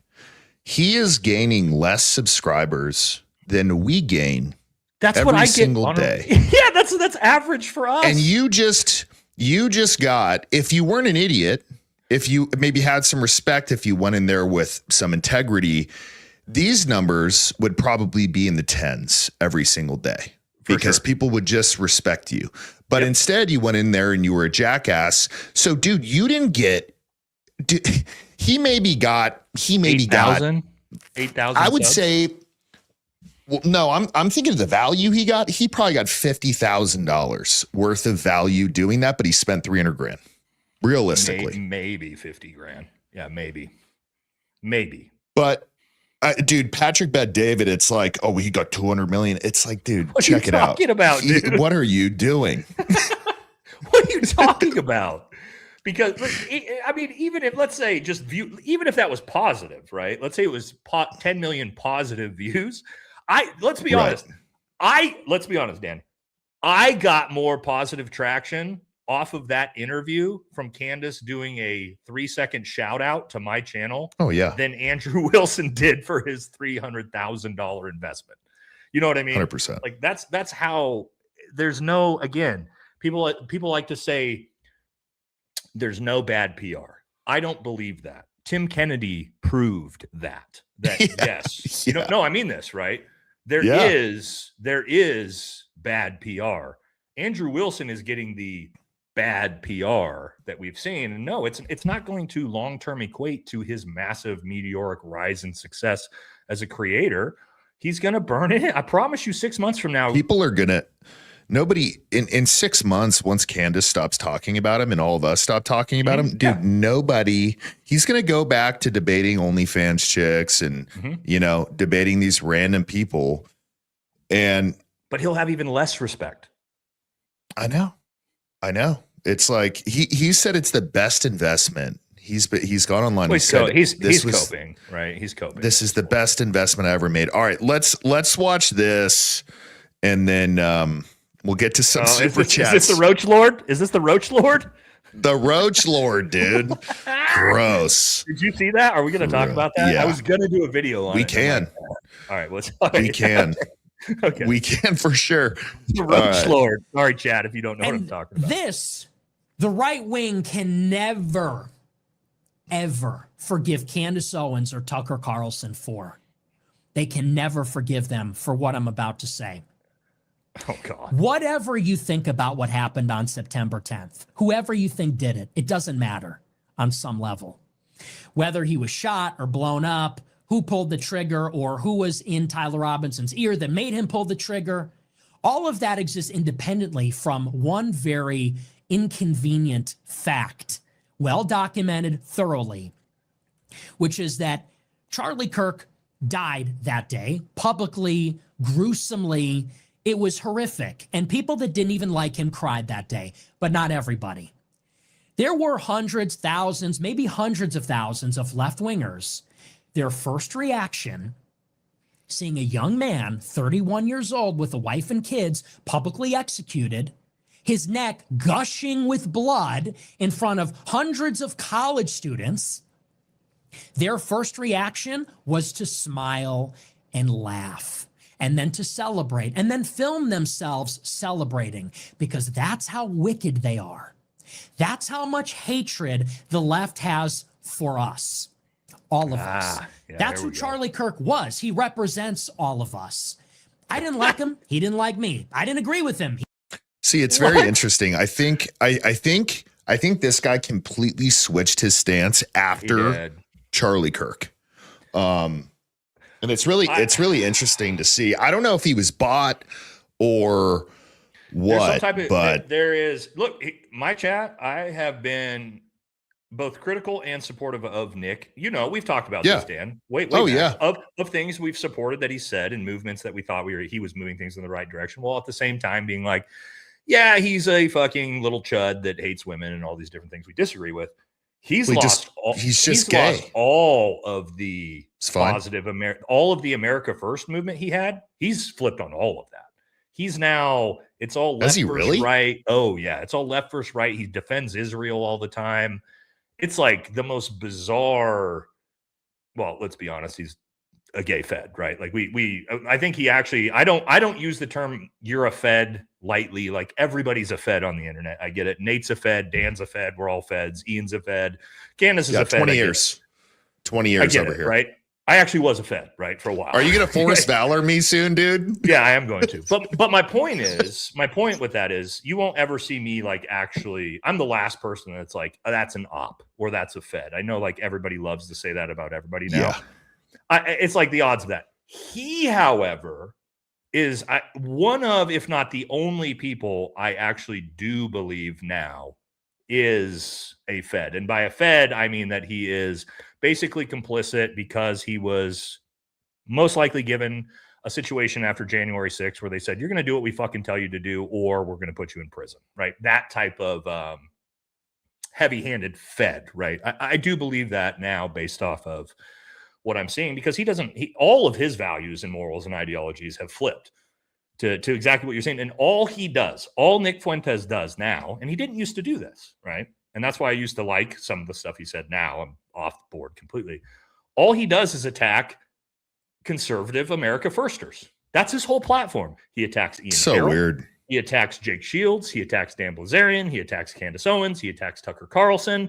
I mean, he attacks Candace. Did I say Candace already? All he does is attacks our side. That's it. He doesn't even attack the left. So weird. He doesn't even attack the left. Jake's such a cool dude.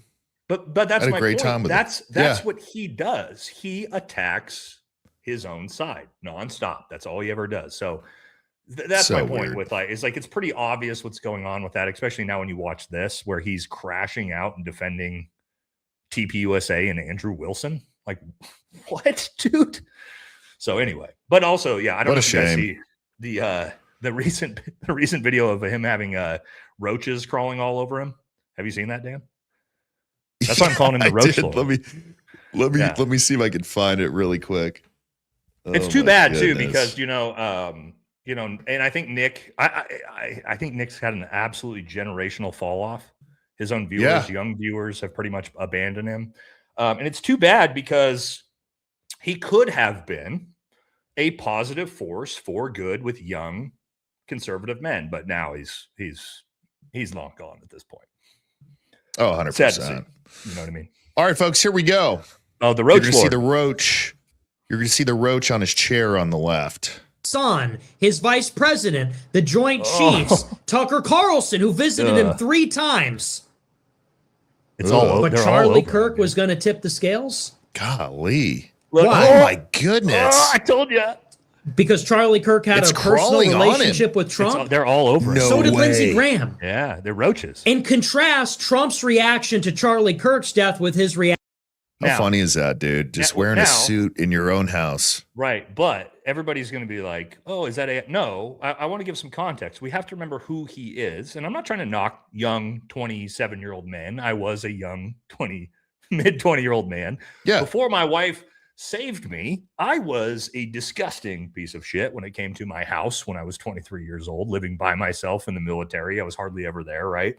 So my point with that is, Nick's got a studio, but I can guarantee his house is fucking disgusting. Oh, 100%. 100%. Disgusting, right? As a young, single 26-year-old man that's got roaches crawling all over him.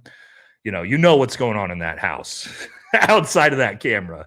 You know what I mean? Oh, as young men, I mean, I'm not a young man anymore, but chat, we young guys who, we don't necessarily, until we get a lady in our lives that clean up our act, which not Dan. Dan obviously got his shit together, luckily, but you're also not. Well, I mean, for the most part, but I got some stuff to work on. But yeah, the roach lord is oh my gosh, it's gross. It's gross, ain't it, homie.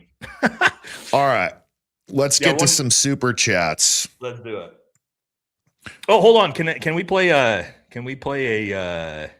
a clip from my Hunter Biden interview? Yeah.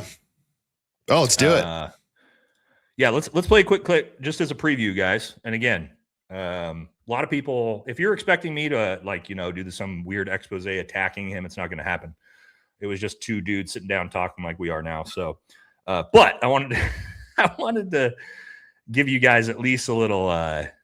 We're putting it out tomorrow at 1 p.m. Pacific, right? But I want to give you guys a little preview to it, right? Because there's a lot of hilarious shit that we talked about as well. All right, can you pull that up? Yes, sir. All right, here we go. Okay, come on. I need to. No sound. No sound? Dude, you're dealing with the same thing. So what happens is you did the window share, right? Mm-hmm. So you have to make sure the toggle where it says audio is allowed, but if your browser isn't set up for that, It won't let you do Okay. it without shutting this off. I So can you may actually have to hold on. upload it. No. I've got it in 2 different spots. I have it right here as well. Dude, actually. I think I halfway almost tore a pec the other day. Did you? Yeah, I was hitting 315 on bench and I felt a pop. That's not. So One kind of a guys. problem. At least I don't have roaches crawling all over me, you know?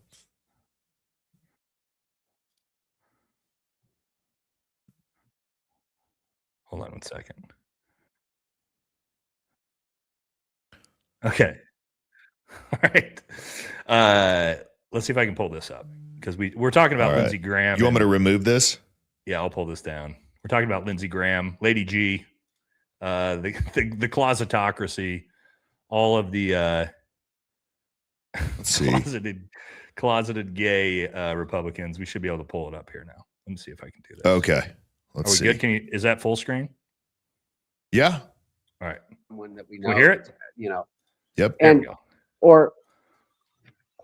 and the second piece that you said, which I think, and I've been a little bit concerned to, like, you know, I don't want to like think that I'm like promoting some conspiracy, but think about it.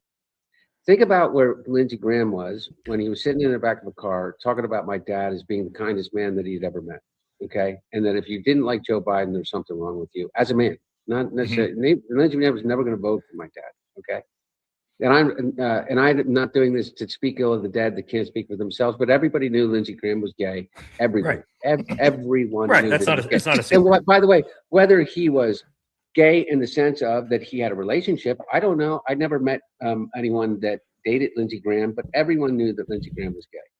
And there are about at least a half a dozen that I could name off the top of my head that everyone knows are gay. Some of them married, some of them, you know, in relationships that, you know, and have I feel like children. a lot of them But are gay. All right, so that's a little preview to what you're gonna get from us talking about it as we get pretty deep into that. So it's a really good interview, guys.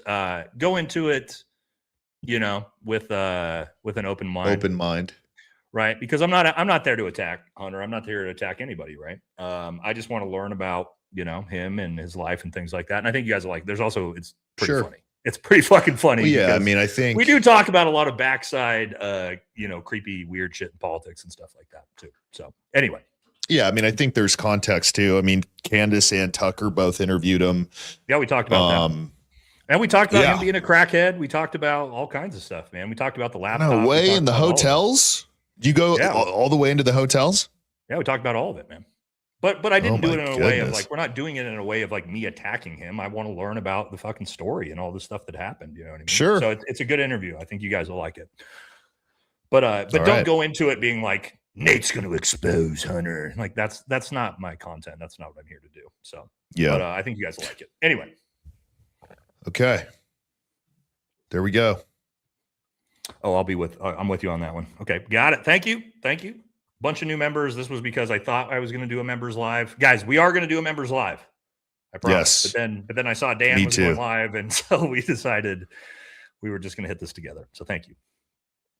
Hey, Nate, big fan of the show. Candace shouted you out again on her talk with Anna Kasparian. I saw that. We showed that earlier. Very, very cool. Thank you, Candace. Multiple times, Candace. Candace is the homie. Oh, wow. And also, for all of you who tried to say that I was evil to Candace, I think you should know by now. Obviously, that's not the case, right? So, yep.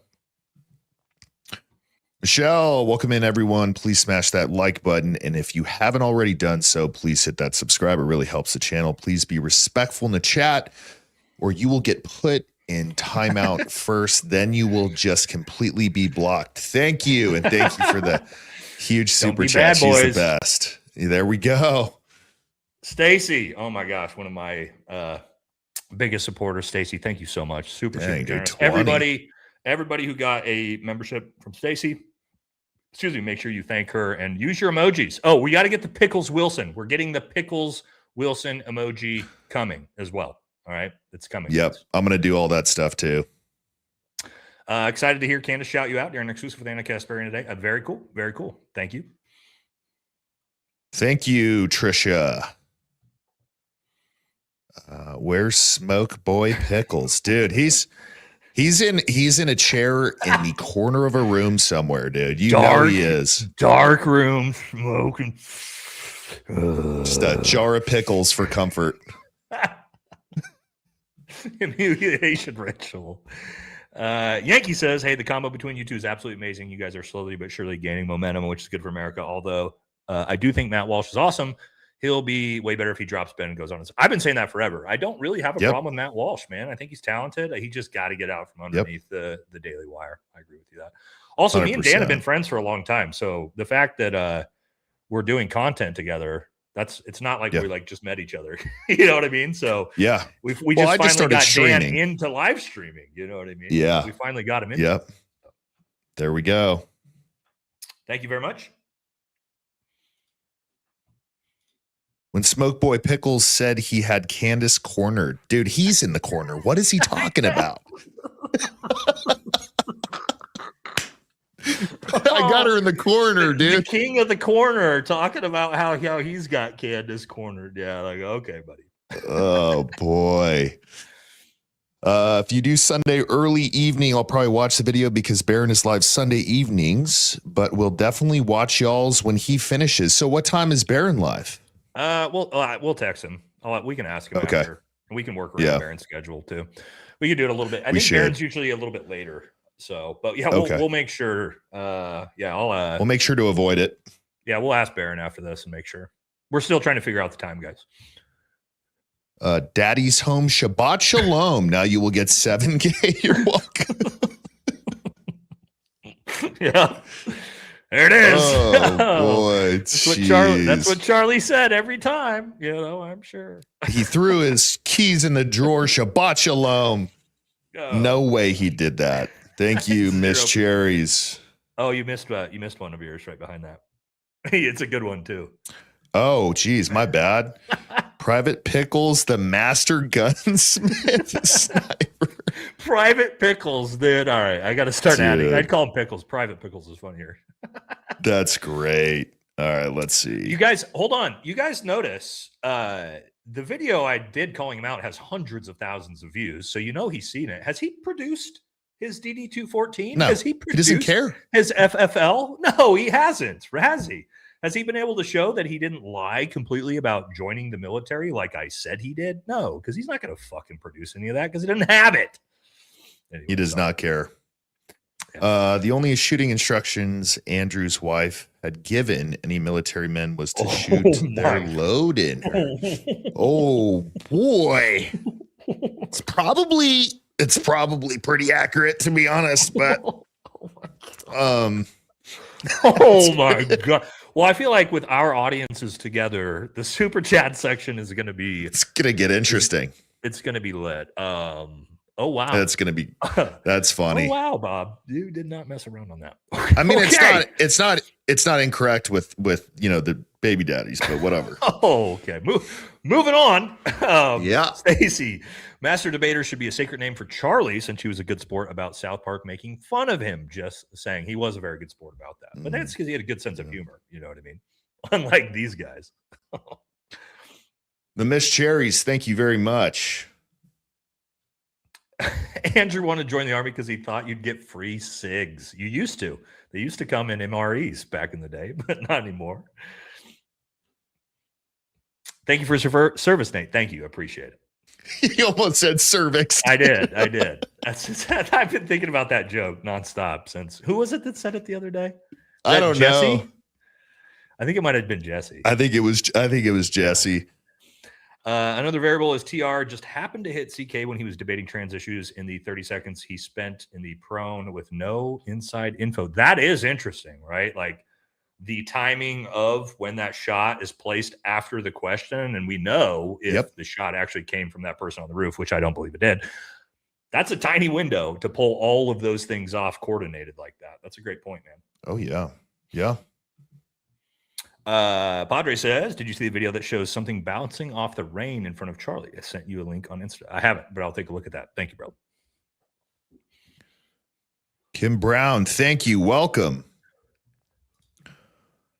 Danny Dan, Ooh, big one. When I was in the Marines, thank you. Wow, that's very generous. When I was in the Marines, we had one of our guys get hit in the neck from a 5.56 round fired from a SBF. They did not cease fire as the maneuver element approached the target. It did not exit his neck. It remained lodged in his body. He wasn't shot with a 30-06. Yeah, I mean, Happens. Nate probably knows better on the 5.56, but 30-06. Sure. Yeah. I mean, you're talking about a round with about half the size, half the weight, and half the foot-pound pressure, right? Yeah, of course. 5.56 is much less likely to, crash through. Think about this.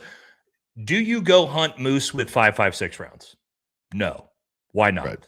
Well, because I want a round that's bigger and more powerful and more stopping power and more foot-pound pressure and more ability to puncture through 30 inches of animal, right? That's why we use a 30-06, which is the most common hunting weapon compared to an AR-15. That's why I'm not going to take an AR-15 out there. But to your point.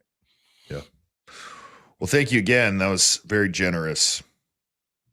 Watch JD's show today with JC. Makes a lot of sense. Drone with a gun attached and accounts for bullet found on science room. JD delay? Huh. Did he do it? No, I doubt it. No. Okay. Oh, maybe. No, he doesn't cover the Charlie Kirk stuff much. JD. Somebody else. Thank you, Stacy. That's so generous of you. Dude, thank you so much. Stacy's on it, bro. Yeah, Stacy, thank you so much. Super generous. Make sure you guys thank Stacy again for those emotes. And use the emotes, right? Use the emotes. Thompson Yahoo. Thank you, brother. Appreciate it. I like the picture. That's a Crusader on there. Hey, Nate, check out John Colin on Jimmy Dore's theory about crack and thump, possible drone from further away, maybe a new shot test you rock. I'll have to take a look at it. I have no idea about it, but is it recent?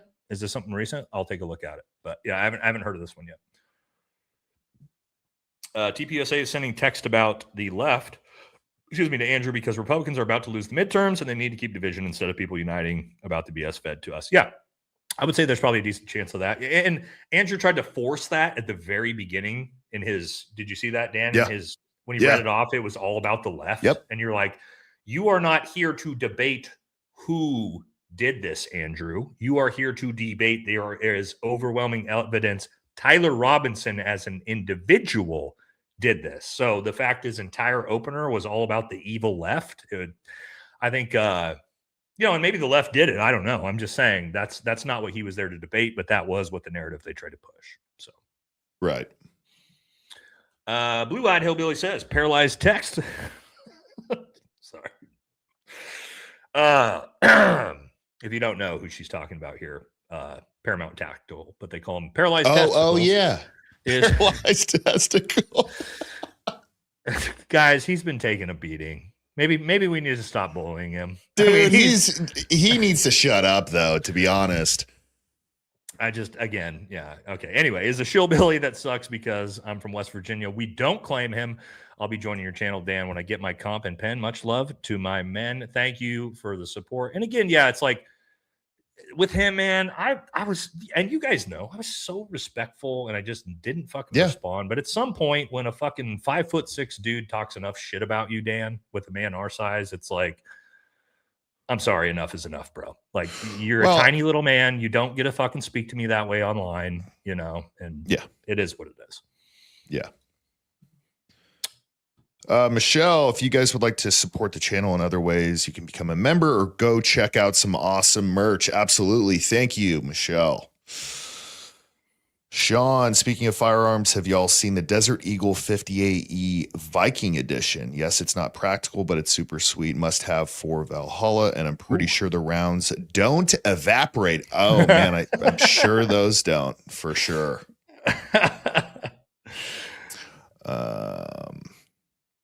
Brenna, I love what you said. You were here to change hearts. Nate, can we see a pic of Combat Cat? That was hilarious. Y'all are great. Yeah, I'll pull some up while Dan does the super chats here. That's my goal. Obviously, I really enjoy this. This is a passion of mine, but I think all of us have a end goal, and for me, that's all it is, to change hearts.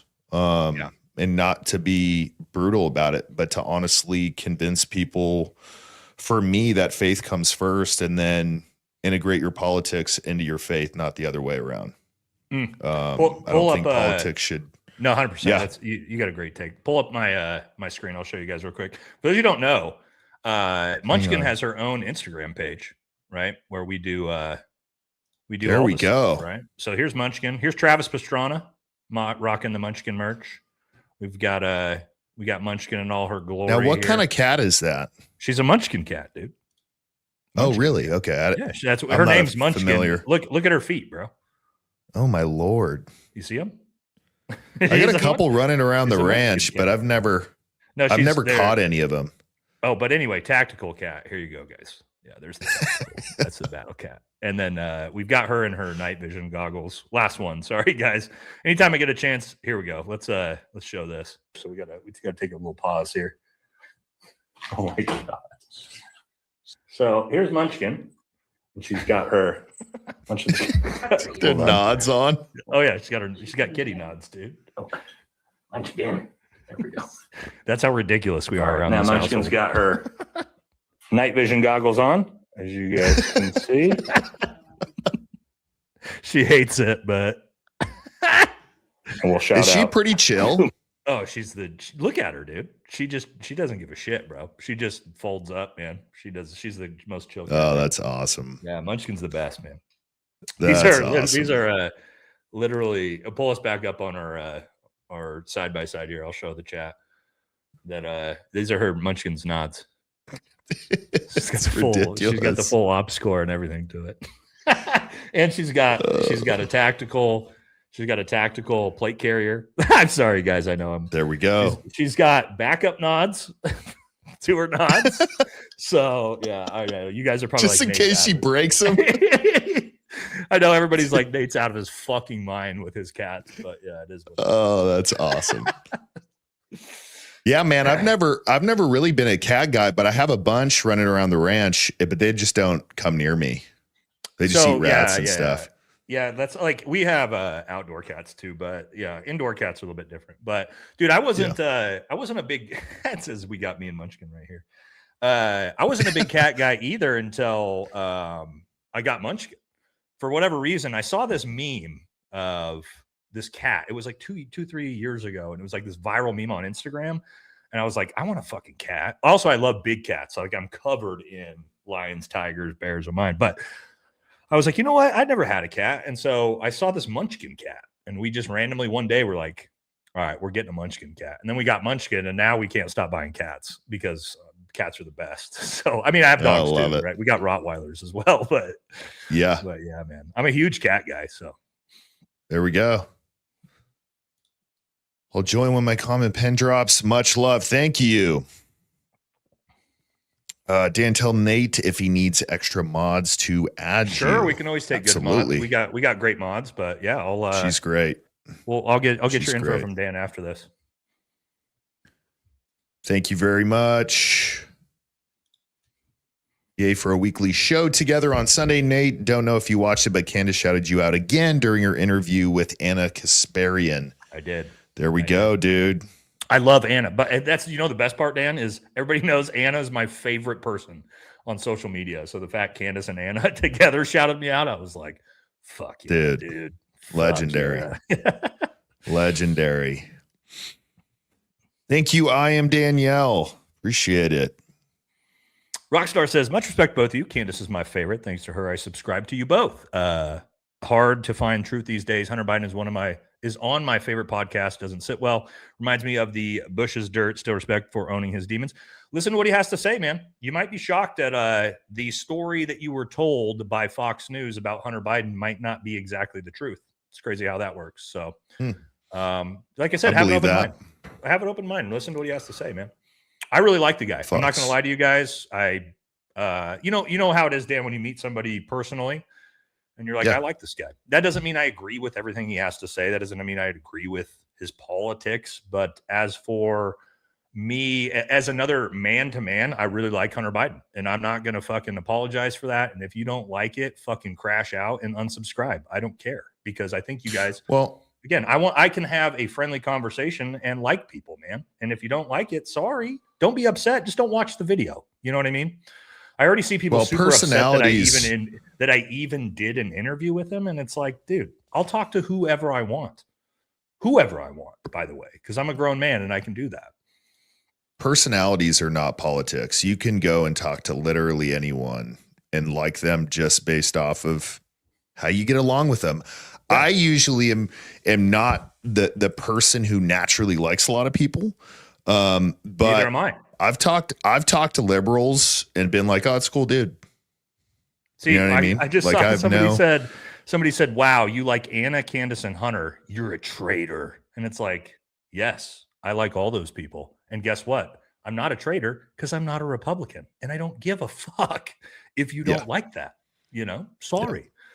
But just, it's like stuff like that's crazy. You know what I mean? It's like, but I also have friends that are on the far right. I've got friends that are on the far left. I just did content with Keith Edwards, and then I did content with Dan and Jesse and Elizabeth Lane. It's like, you would think, and one of this is actually my thing. You just talked about what, you're really trying to push, Dan. For me, my content is all about how can we reach across the aisle, and what can we talk about that we agree on, right?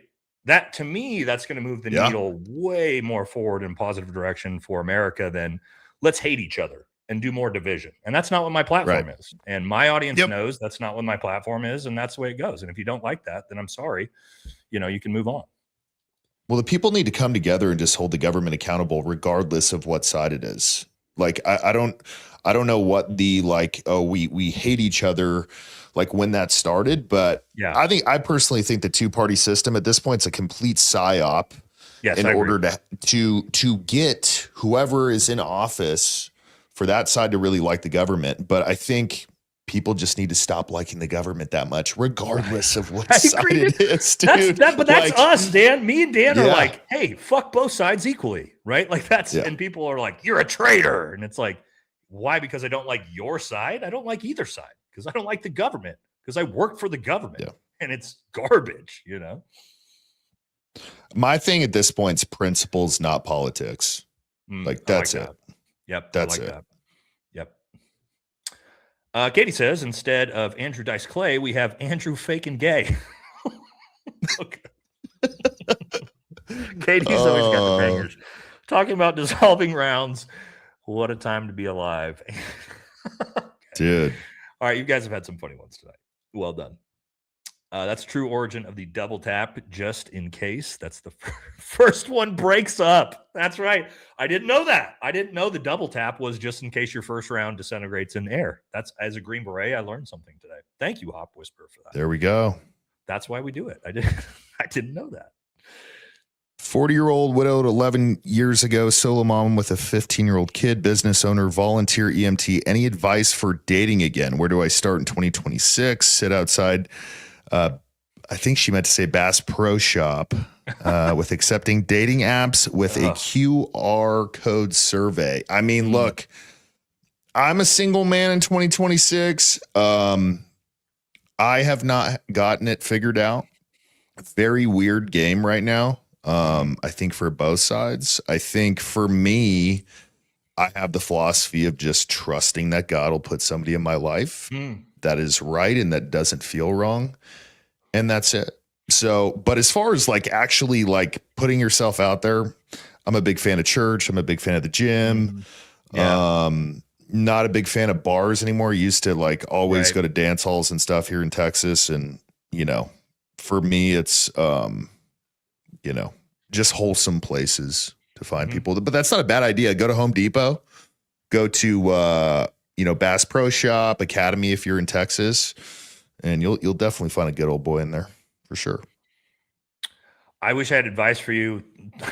Thank God I've been with my wife for a long time. Me and my wife got together before, social media and dating apps were a thing. So I don't know. I wish I had, I don't envy. I think you'll be fine, right? Like you're not, I think that also, the idea that like the Andrew Wilson, you're 40 years old and washed up. I don't believe that at all. I think there's tons of good men out there and good women out there that also maybe got divorced in their 40s. And I wouldn't lose hope. You know what I mean? I think, but you know what I'm saying? I'm not laughing. I'm not laughing at this. I think what Dan said is pretty good. Look in wholesome places, the gym, like things like that, where people are active doing positive things, is a good place too. But I wish I had better advice. I don't, because I've never dated in this environment. Thank God. Sorry to this super chat. I was not laughing at you. I read ahead, and this one just made me chuckle. Nate, my apologies. I confused you. So many people did originally with Paramount Tactical. Please forgive me. Dude, that's such a slide to you. Well, no, it's a real thing. There's a lot of people thought we were the same guy. A lot of Candace's fans hated me for a long time because they thought that I was him. You know what I mean? It's okay. Whatever. We're on the outside. We're on the other side of that now. Oh man. You guys need to look up for Brosser for vets. Brosser. I don't know what that Maybe is. that's an acronym. Sounds like a kind of haircut. Not sure. All right. Appreciate it. So no one else is asking how he drove on campus supposedly, but walked to and ran from the campus. Also, he left the gun just to come back and get it. Yeah, I don't know. I don't know about the driving situation. I know they have I think it's a pretty bad photo of him getting out, but you know, everybody has their theory. I mean, Andrew's theory is that bullets can disappear in the air. So, you know, we can all just kind of get creative. Fuck it, dude. Yeah. Yeah, dude. Fuck it, dude. Let's go bowling. You're not wrong, man. You need to start having trivia on here for merch. That's a good idea. No facts on your side. Attack the messenger. TP fail. Yep. You should start the jerk show. Oh my God, dude. Oh no. See, for me, I don't want to do anything that disrespects anything relating to Charlie Kirk. No. He's already getting enough from them. Yeah. Which is sad. It's weird.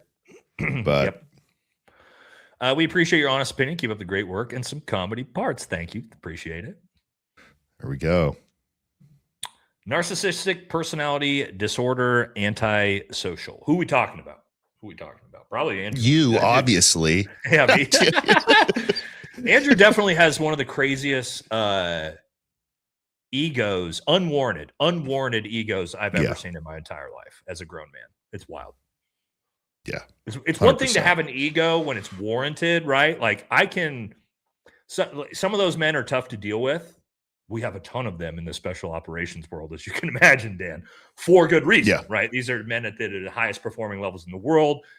What I can't deal with is a skinny, fat chud, you know, like Wes Watson would say, you know, with, you know, a gut and tits, telling me what a masculine badass he is and that you're a retard. Like, I'm sorry, brother, but like, that ain't it, man. Yeah. You can't be that way and then bark up those trees. So, yeah. Wonder if they are keeping it going to keep the YouTube revenue coming in. Look, there's none. Nate There's and I no are revenue both coming in there. Yeah. Nate and I are both very familiar with, you know, the revenue and all that in terms of what you can make on YouTube. The views that they are getting, it would not be worth the amount of time they're spending. It would not be. I think they're doing it simply because they've got donations from donors, but also, dude, if you're getting no views on Charlie's channel with 5 million views or 5 million subscribers, just abandon it, bro. Say and honor Charlie Kirk, take all your crap off and leave it. Yep. Well, guys, so you know, they're making about $25 a video. And think about the production level behind that, right? You've got multiple hosts, you've got camera crews, you've got backside production. And they're doing a video. They're doing 2-3 videos a day. They're making about probably $50 to $75 a day. So you think that's paying for everything there? It's not. Right. Yeah. Let's see. Thank you very much. No comment. Appreciate you. How about an interview with Joe Biden? Dude, he's probably off eating. So he's not doing well. Oh yeah, what's he doing? Oh, he's not. Well, his cancer is very terminal. So yeah, it's kind of sad. So probably he needs to go to China and get some of that crazy therapy going. I think he's we didn't talk too much about it, but yeah, I don't think it's terrible to hear, right? Like regardless of what you think about Joe Biden or whatever president, right? Like me and Hunter talked about this. Like I told him I viscerally disagreed with your dad policy wise. A lot of different things. We talked about the botched withdrawal of Afghanistan and how viscerally horrible I thought that was. Like there is some tough things in this interview, guys. I didn't let him all the way off the hook. But at the same time, like I don't wish ill on Joe Biden, right? Like I hate to see that. I don't think he's a bad man, right? I don't think Barack Obama's a bad man. Like I think, or George Bush, although he had a decision to put us in Iraq. But I mean, again, like I'm not wishing ill and wishing, you know what I mean? Like I don't know. I don't do that to anybody. I think as Christians, it's just a bad way to live. As wishing, you know. On you know, maybe on your enemy, your worst enemies, maybe, but just like I don't know, I don't like that either. You know what I mean? But anyway, I think the less time you can spend with negative crap in your brain, the better off. Yeah, you're gonna be. I'm not wishing ill on or death on anybody like that. She covers this today. This on today's episode. Hold on, I'll find the timestamp. Alrighty, thank you. Beginner firearms training recommendations. Nate. Yeah, I can help you with that. So it depends on where you're at. Okay. I would be very careful with looking up NRA instructors. As you noticed, Andrew Wilson talked about how he was an NRA instructor. Not that that's a bad thing. It's just that's basically a qualification that allows you to teach concealed handgun license courses. Man, it's hard to find good high quality firearms trainers. It depends on your area. Is online an option or no? If you can, I mean, again, I feel like you would really need for a woman, you'd have to be there to really kind of show the hands and all that stuff. Yeah, it's area by area. Like I personally know really good instructors throughout the Northwest because I know them personally. But if you were like in Texas, I'd be like, I don't really. I know some good ones down here, but like beginner stuff.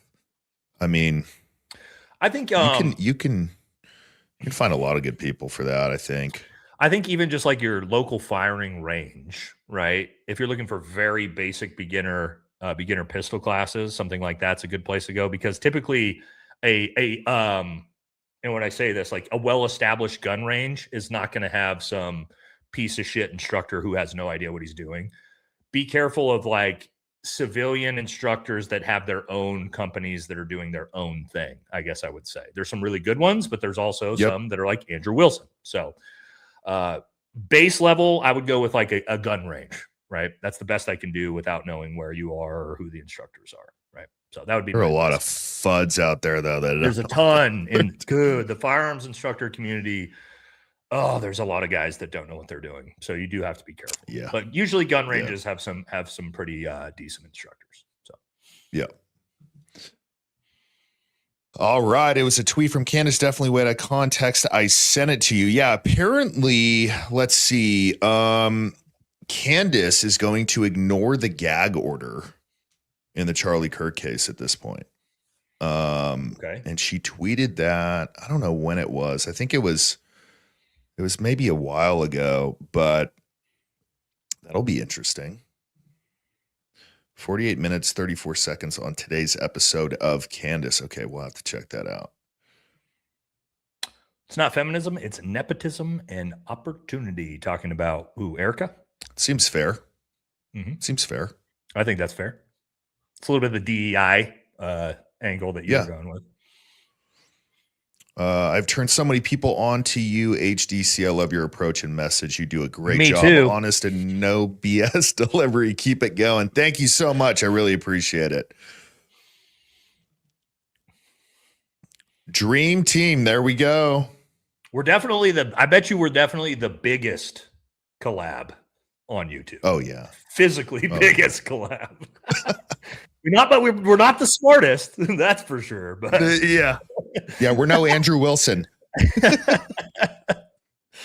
But definitely the biggest.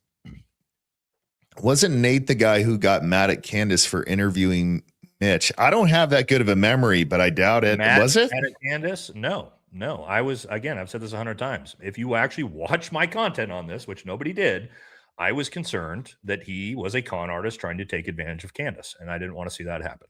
So that's what that was, right? And anybody who actually watched my content on that knows that. That got misrepresented pretty hard. Yeah. Okay, Stacy, thank you so much. She says the feds are getting sloppier with their ops, but it's all in our faces because the oligarchy does what it wants and no one gets charged for shit. This is so true, Stacy. We have no accountability. Zero accountability ever. But maybe that'll change. We had a whole discussion. Me and Hunter had an entire discussion on exactly that with lack of accountability and if anything will change. Oh, interesting. Mm-hmm. Huh. I'm excited to see what he said about that. Yeah. And he's an interesting one because he was in that arena for so long, not as a politician. Right. Like you grow up with your dad as a fucking senator and the president. Like you could imagine that environment that you're in. So interesting. He's probably got a good understanding of what it's like to kind of like get off scotch-free if you're, kind of up there. You know what I mean? He talks about it himself. He literally talks about how he got a pardon he doesn't deserve. He said that about himself. Yeah, he said, I don't deserve Oh, wow. That's interesting. He's an honest dude, man. So anyway. There we go. You guys will like the episode, I think. Huh. TPUSA decided to go with Blake Lively PR strategy. Oh, my God, yeah. Manipulate the truth, constant attack campaigns, lawsuits, threats, stay visible, even if the public turns against you. Worked out great for her. Yeah, that is actually what they're doing. That's what they're going with. That's wild. Unbelievable. Thanks, Katie. Danny Dan, if you ask questions or bring up concerns grounded with common sense and people on the receiving end get upset and defensive, their anger proves you noticed a flaw and they don't like it. I very much agree with that. That's a great point. I think people who are cool, calm, and collected, I mean, it's an art. For sure an art, especially as a man. I mean, men are naturally, you want to be, you got testosterone running through you. So it can be hard at times to be calm. But yeah, I mean, Andrew, for example, when he was called out, when he didn't know any of the charges, I mean, look at how he acted. It's like he turned into a child and emotional and tried to flip it on her. And it's like, dude, you just don't do that. Just own it. Just be like, yeah, I didn't look at any of that. I don't care about it. Mm-hmm. That's the truth. You look a lot less dumb. Yep. But he's an emotional guy, right? He's an insecure, emotional guy. Yeah. And that's why he did it. Good day, lads. Please tell me one of you guys has seen the footage of Florida man walking down the street with a flock camera. America bandana. Oh, no, I haven't seen that, but Dude. I know a lot of people are having their way with flocks. People are mad about it. They should be. I'm glad to see it. 100%. You guys are gay. I am from Jesse's channel. Keep up the good work. By the way, I can open a pickle jar. No military experience. Well, dude, thanks for the shout out for being gay. Really appreciate that. And it makes sense you're from Jesse's channel. I like how he put that in there too. I know. That's the type of shit Jesse gets nonstop from his audience. Is that comment right there? They just shit. Well, I was getting mad. I was getting mad for a while because I thought it was all serious, but I guess they just have that kind of relationship. They do. Jesse just gets brutalized by his own audience. But yeah, you'll go over there and you'll just be like, I used to see that too, Dan, where I'd go over there and start watching and I would just be like, why is everybody so fucking mean to Jesse? Yeah. He's like the nicest guy ever, dude. And it's just like, oh, okay, this is the shtick, Yeah.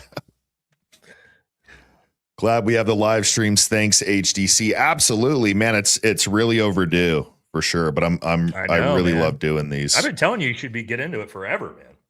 Yeah. Yep. They're trying to silence opinions, freedom of speech being attacked daily. This is definitely happening as well. Ask Nate about his thoughts on Mitch currently. No idea. Covered that dude 9 months ago. Haven't talked about him since. I have no idea what he's got going on. Couldn't tell you. Sorry. Andrew Wilson, fair 40. All right, let me restart. Andrew Wilson, fair 40, fat and fugly. Wow. That's quite a resume. Oh boy. Okay. The public humiliation continues. Oh, Mitch McConnell? boy. Oh, people are Mitch McConnell. I thought you meant Mitch Snow. Mitch McConnell? I don't know. I think he's dead, to be honest. I don't know where that dude is. Pretty sure he's dead, if that's who you guys meant. I hope you paved over the hog shortly after your test. Much love from Australia. Brother, no, we did not pave over the hog after the test. We donated it. Okay. But yeah. I should have done that on one of my tests. That would have been so funny. Brought out Be like, all right, guys, here is the paving portion of the ballistics. Got to make sure you pave over the ballistics afterwards. Dude, that would have been so good. Yeah. Oh, man. I'm an owner, operator, truck driver, and diesel prices are strangling my business. I believe you, homie. I believe you. Absolutely. Well, that's another thing people don't think about is the cost to bring food into cities. Like that's going to drive grocery prices up like crazy. And that's why they're so high. Yep. Daniel Sub Barrett and Mr. Cowboy just shot Remington 30-06 and it broke apart in midair, and then the wind from the belt blew off the door before hitting it. That happens. It happens. Makes sense. It happens. Yeah, it happens. I think my neighbor did that last week. It happens. This is just one of those things in ballistics. Oh my God. You have to be ready for. Unreal. Did you all see Jimmy Dore today, day of a CK shooting drones? Oh, somebody mentioned this earlier. I haven't watched this yet. Company made by you know who, with a you know what attached, not only at UVU but also Candace and Barron's home. So I've not seen that. Yeah, okay, I gotta watch. There was a now. gun attached. I mean, yeah, you can absolutely attach stuff like that, dude. ISIS was dropping artillery rounds off of drones back in 2018 on us and shit. So you can only imagine how far drone technology has come in 7-8 years since then. So I'm gonna have to look into that. Wow. Yeah. I'm finally relieved that a sector of realist finally emerged with you guys. The Brandon tantrums, crybaby Crowders need to fizzle out. Yeah, man. I mean, dude, it's just hard. It's hard to watch those guys and just think that they're actually being genuine. It's like, Brandon Tatum is like posting his Ferrari on his Instagram, and it's like, bro, that's not what we do. That's not what we do, brother. I've got a 2016 Toyota Tundra. That's my truck. I'm just like, maybe I don't. We have I don't the same. know.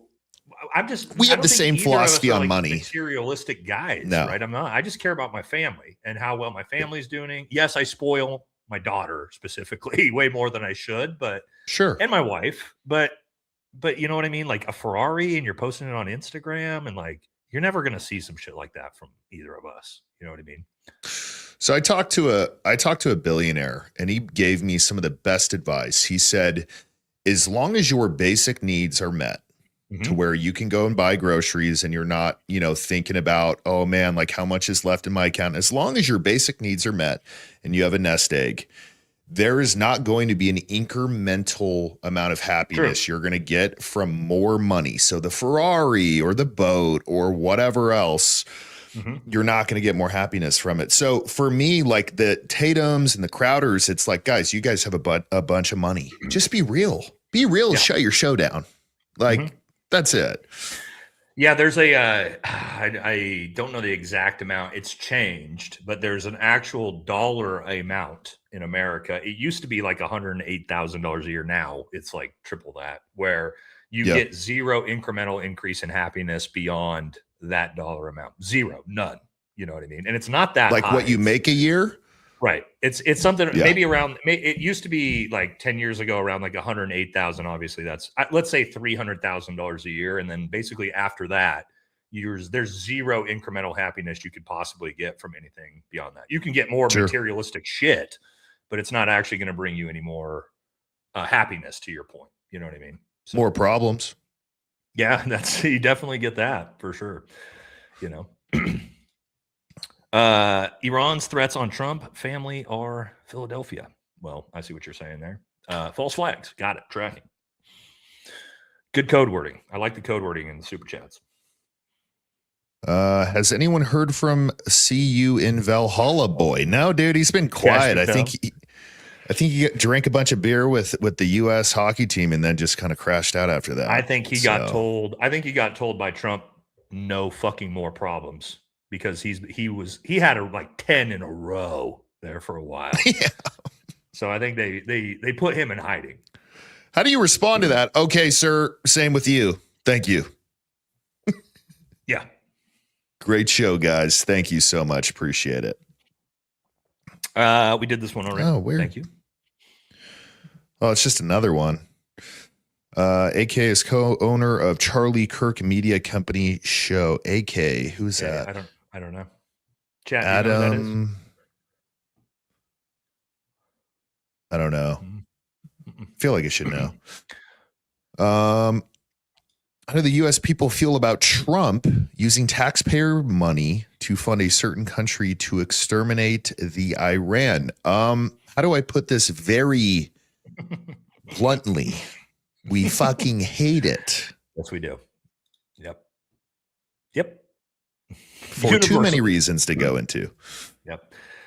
You guys should have Owen Benjamin on and hang out and chat with you guys. I think it would be a banger chat. Quite a few people have messaged me about Owen. Let's do it. I've seen him stuff here and there. I know who he is. I don't know him personally. I did like the fact that he posted a picture of himself with a 30-06 in his pants because he's like 6'8", and it was the funniest picture I've ever seen. But yeah, we could reach out to him. I don't know. I don't know if you know him personally at all. I don't know him personally though. I don't. I just saw his debate with Andrew, and Andrew really screwed him around. Yeah. I don't think he knew who. I think if he did that debate back now, knowing who Andrew is, it would be completely different. Yeah.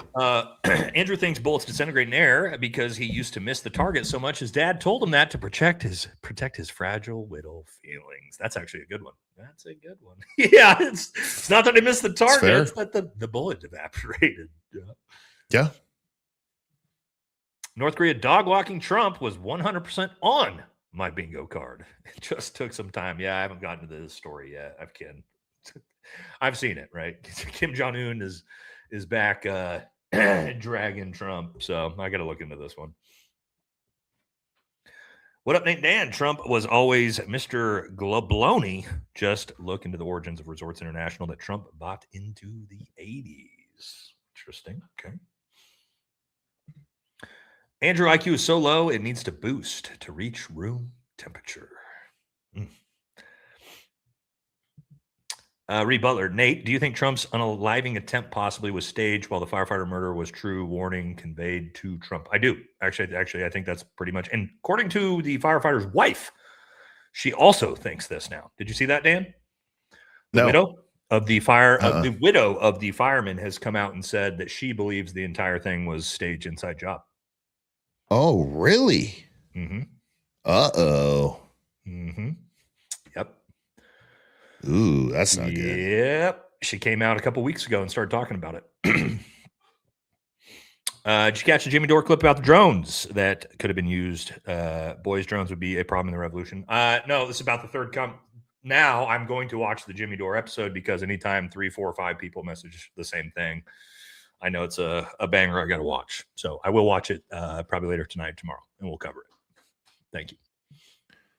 Michelle, Dan showed that shirt about pickles that I put in the HDC Tech group. Great merch idea. Okay, I got to go look in there. I'll dance for 300K, let alone a debate. That's right. 3 hours? What kind of dance, though? What kind of dance? I think it matters. It doesn't matter. 3 hours? I'll do whatever. No, not whatever. Dancing I shouldn't say that. Dancing for 3 hours, dude. I don't think people could actually do that. That's pretty hard, actually. Yeah. It's a lot of cardio. Glad you guys see you here. Hope all is well. Thank you very much, Suzanne. Hey, Nate, Candace gave you a shout out on the Young Turks podcast today. Joey, I did see that. And yes, shout out. Thank you to Candace for that. We appreciate it. This fool Nate tried to intimidate Candace into dropping the Mitch Snow lead. He's proven to be a drunk with a sensitive ego. Yeah, well, it sounds like he hurts your feelings a lot. So yeah, that's definitely why Candace Owens keeps shouting me out and using me as a positive reference for sure because of that. You're Yeah, right it's on the money, interesting bud. how I just don't feel like Candace is a person. If she really felt like you were calling her out, she would use your stuff.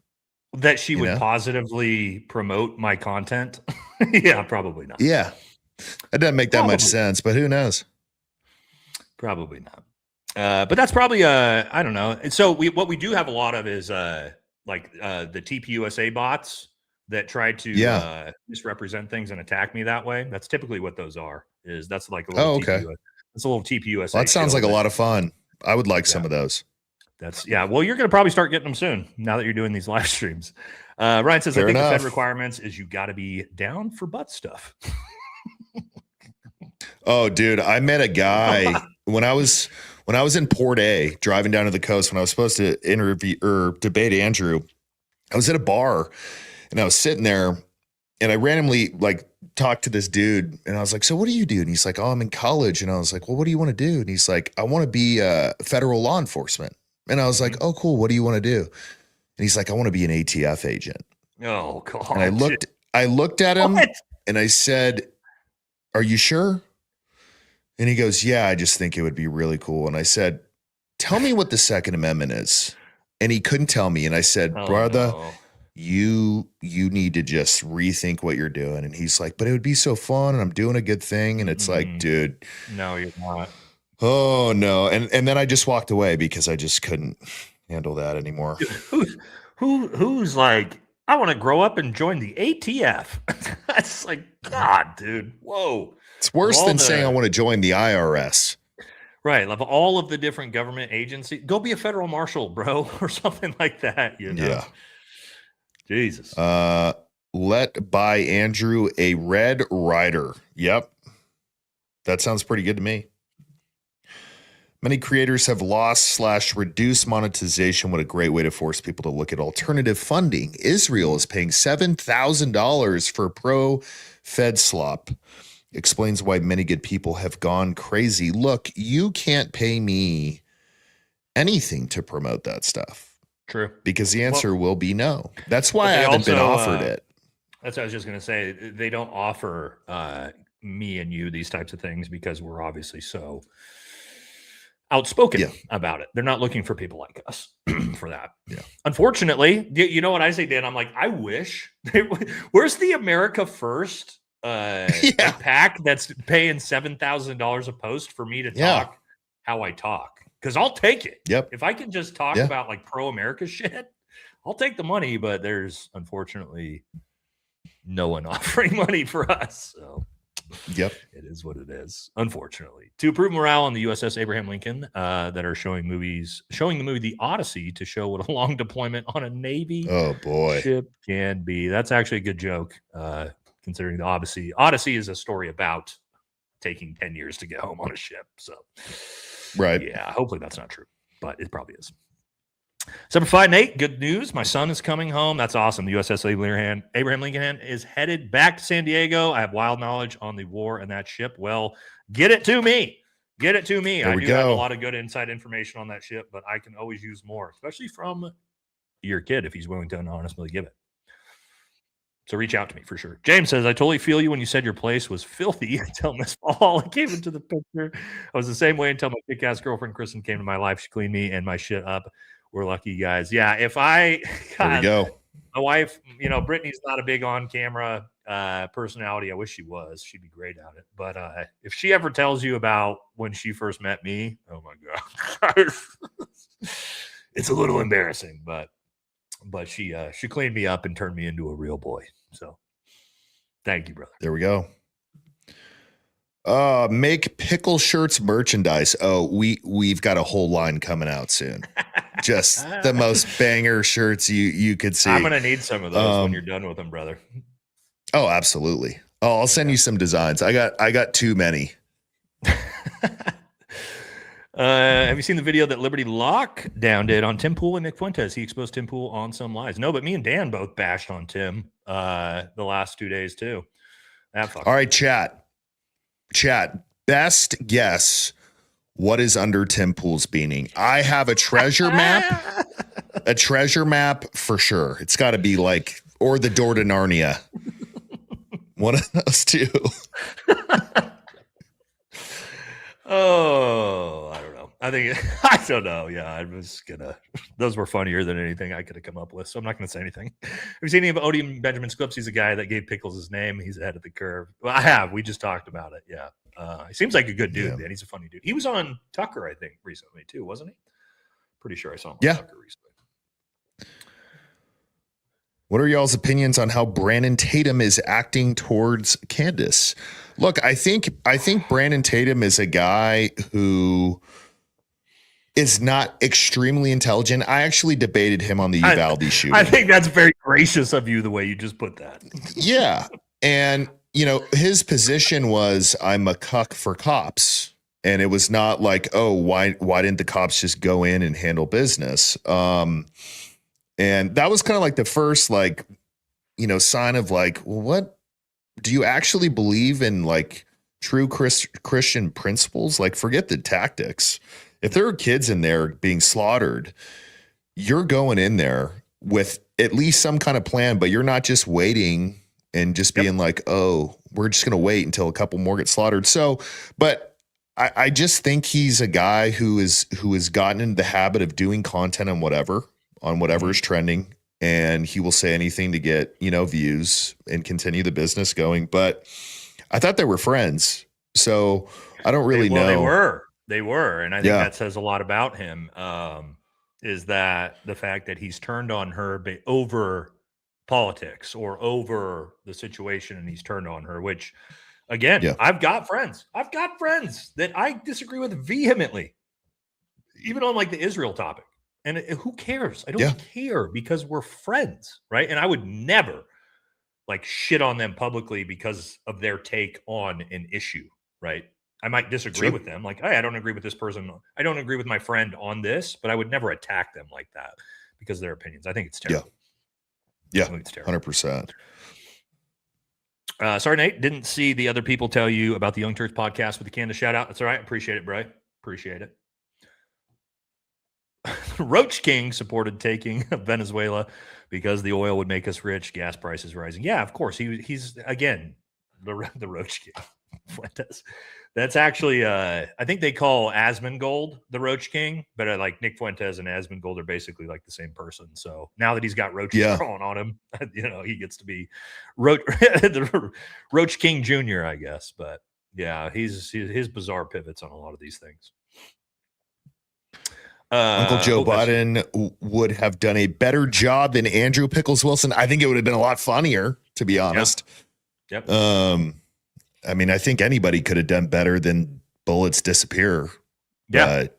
No, I think it's fair. I think it's a fair comment, right? Yeah. It's actually a fair comment. Andrew Service was one semester at JRTC at best. I don't think so. I don't think he's got anything, man. And again, I like the year at Salvation Army. The Salvation Army. Right. Yeah. I don't think he ever. Again, I put in a records request and we can't find him. So, like I said, I would appreciate if he would produce a DD-214 to not be a visceral stolen valor committer.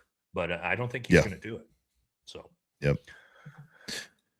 You guys together live is dope. Keep them coming. Although I do believe Matt Walsh is next level. He should really leave the Israeli Wire. He'd do way better. I agree. He needs to have his own show. And because did you see the drama? Did you see Ben Shapiro calling him a fucking moron today or yesterday? I did a video on it today. Yeah, there's trouble. I got to look at that. Yeah, Ben Shapiro called him a fucking moron, and they're attacking each other on Twitter now. So what I think is that what somebody said, I think Barron said that the same type of thing happened between Candace and Ben right before the contract ended. Yeah. Ben started talking shit about Candace publicly, and then the contract ended. It might be that that Matt Walsh's contract is coming to an end, and now you're seeing the breakaway from that. But pretty interesting. Oh, interesting.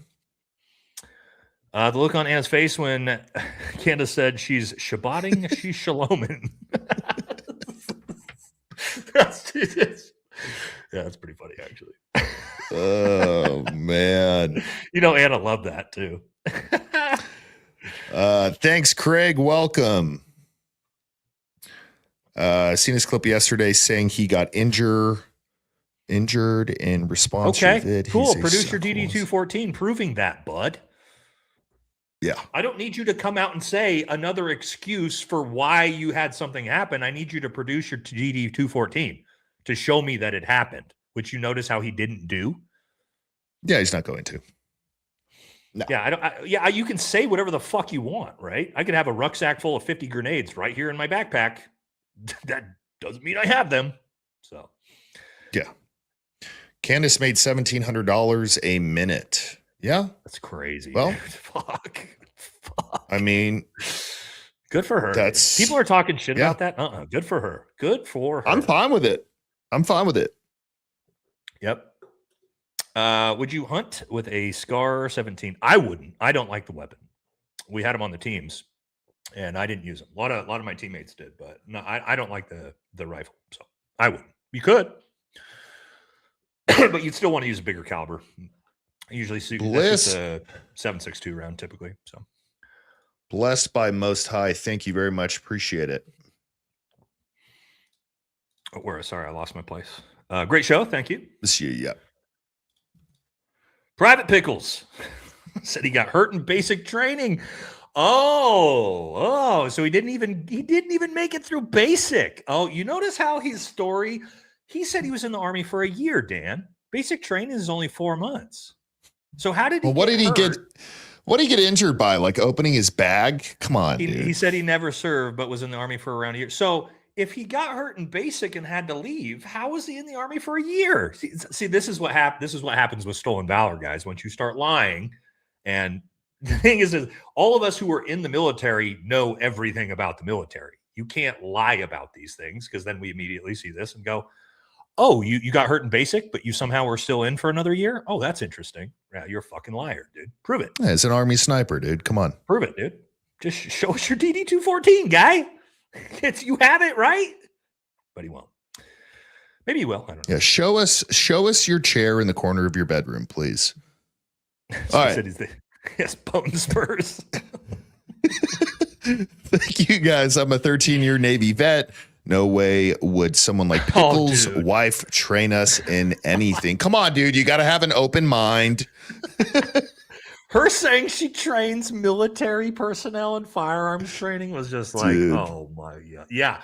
That's who we're contracting things out to is Andrew Wilson's wife, dude. Dude, if she came in to some kind of firearms training, I would have been like, is this a joke? Yeah, no, the fuck out. When does the actual trainer come in? Rachel defending the RTARD comment is wild. That's what sloppy seconds mentally looks like. Yeah, her being like, yeah, I am retarded. Like, oh, okay, dude, that's so bad. Good for you, right? Yeah. I saw that. Jesus You'll be Christ. Okay. Yeah. Jeez. Have you ever seen the video titled "Autonomous Killer Drones" on YouTube? Could that have been used on Charlie? I have to look at him. The drone thing, I'm not discrediting it. I'm just going to tell you. It's very unlikely. Very unlikely to have like some type of rifle connected to a drone. I'm not saying it's not out there because drone technology is crazy, but you'd also people would have noticed something like that, right? A drone in the air, fucking around, potentially lacing off a shot. But again, I don't know. I've kept that possibility open to anything. I'll have to take a look. Thank you. Dan, do you have an address that people can send you things? I'm an illustrator and I drew you something. Nate, working on yours now. Love you both. Yeah, send me a DM on Instagram if you have it, or X, and just let me know that you're custom high on YouTube, and I'll shoot you the address over. Thank you very much. That's awesome of you. Yeah, me too. Thanks.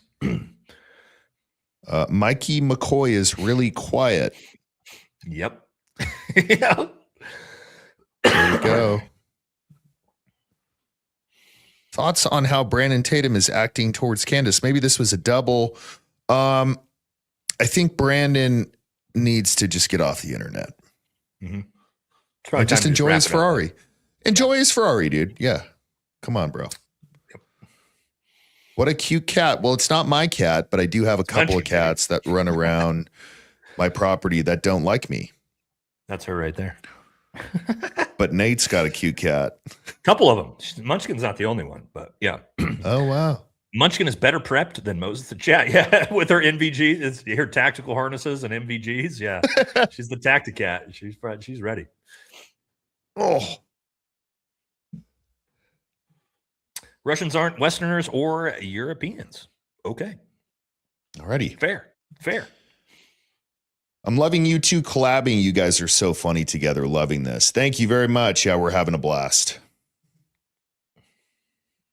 Thank you. It's an interesting name. Yeah. Love you guys since day one. What y'all think about the Leia files on the TPUSA stuff? P.S. I love Anna. Leia do you know what that is? I love Anna too, but I don't know what the Huh. files are. I'm gonna have to look that up. Not tracking. Jimmy Doors recently explains how a CIA plane with drone capabilities was caught on radar, dropping from 40,000 feet to 200 feet, flying past the Utah event. This is about the 6th comment we've got on this one. Yes, I will watch the episode and give you guys my take on it, but I haven't watched it yet. Talk to everyone. We are more same than different. True. Yeah, I agree with that. Alrighty. Gem of... I'm not going to try to say that. Thank you so much. Creepiness aside, Hunter is funny as fuck. He's not as creepy as you think he is. I promise you. Just watch the episode. You know what I mean? Let somebody talk for themselves rather than Fox News talking for them. People can change a lot when they get sober, for sure. Mm-hmm. We talk a lot about that, actually. Hey, Dan and Nate, great laughs tonight. I would love to see y'all and Jesse do a live stream with Alex Jones and talk about everything before he debates Tim Pool, if it even happens. Thanks, guys. Oh, that would be the best live ever. That would be so fun. I talked to Alex. Next time I come to see you guys, I'm gonna come in and do his show live with him. So hopefully, I'm gonna do that in September. I'm gonna come out and see Dan and Jesse and do Alex's show and everything. Planning on it. I don't got a date set yet, but hopefully soon. Let's do it. Minefield hit me up on Hinge. What? Isn't Hinge a dating app? I don't know anything about it is. Money Shot Marshall. That's one of my friends from here, all the way back in the day with me and JD DeLay. There's no saving Private Pickles after the debate. No, there's not. Thank you, Marshall. Bobby, what's up, brother? Says rigid ideology destroys us all. Never forget the united we stand, divided we fall. We are failing, folks. Time to unite. The government is not your friend. 100% agree with you on that, Bobby. Thank you so much. Thank you, Linda. Appreciate you. Anyway, see Jake Shields' video covering Pickle Boy saying he was a master Freemason. He fits with the fake Christians tricking boomers. Yes, I have seen that. Yep, he did say that, which was probably made up too, by the way, just so you know, based off of everything he makes up. I bet he wasn't that either. So I thought that would sound cool to say. Why doesn't Walsh start his own show? The point he's bound by contract or something? That's why. He is 100% bound by contract, just like everybody else at the Daily Wire. Brett Cooper, Candace Owens, we've seen how Ben Shapiro does this to people. Would not be shocked to see the same thing happen with Matt. Yep. I'll be your soulmate. Love your face. I just recently learned what LYF I've never seen that one before. I learned that too. Yeah, I didn't either. She taught me though, so thank you very much. We need nightly HDC, VFT, and Jesse shows. Bring me back to the good old days hanging with the boys. Bullshit, and I follow all three. I don't know just about makes nightly, it easier. But we are going to do weekly. That's the best we can do. That would be wild. That would be wild doing it nightly. Yeah, that'd be a lot. Nate, congratulations on the Hunter review, and shouts out from Anna Kasparian and Candace Owens. Well deserved. Love your show. Thank you so much. Not only that, guys. Yes, Hunter was a great interview, but we have. That's not the last crazy huge interview I have lined up. I have some massive names that are going to shock you to your core here in about 2 weeks as well. So we're so blessed that we're able to. I mean, it's just like the fact. I know a lot of people are talking shit to me for interviewing Hunter Biden. Again, I don't care. I like him personally, but just the fact that we've been able to build a platform to be able to have some of these guests on is just very, very cool. And it's very, very cool for our community too, you know? So thank you guys so 100%. much for being a part of that with us. Yeah, absolutely. There we go. Absolutely. He's got terminal cancer. Of course you should. If you care about people, right? Dan, you need to become an Ella's fella and marry that girl. You would have beautiful children. Oh my Who's Lord. Ella? Ella's fella? Dude, Ella Langley. Ella Langley. Oh, is she the country she's singer? Yeah. Okay, My with Lord. the Texas song. Yeah. Choosing Texas.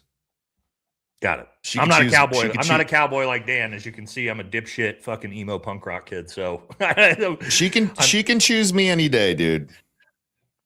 Just let me know. You don't think evil people who have sold us out while deliberately destroying this country are bad men? No, I do think that. I don't know what that means. I do think that. Psyop Shalom. Dan, you should be doing voice work, right? Everybody. Yeah, Dan's got a great voice for I'd say voice for radio. Oh, A lot I of already- people say that to me, but I'm like, hey, come on. I'm not just a voice for radio. I'm okay. I already worked the phone lines, guys. Come on. Just for when Andrew calls in, I just tell him pickles. Get the seat and put it in the corner. All right, let's get it back together here.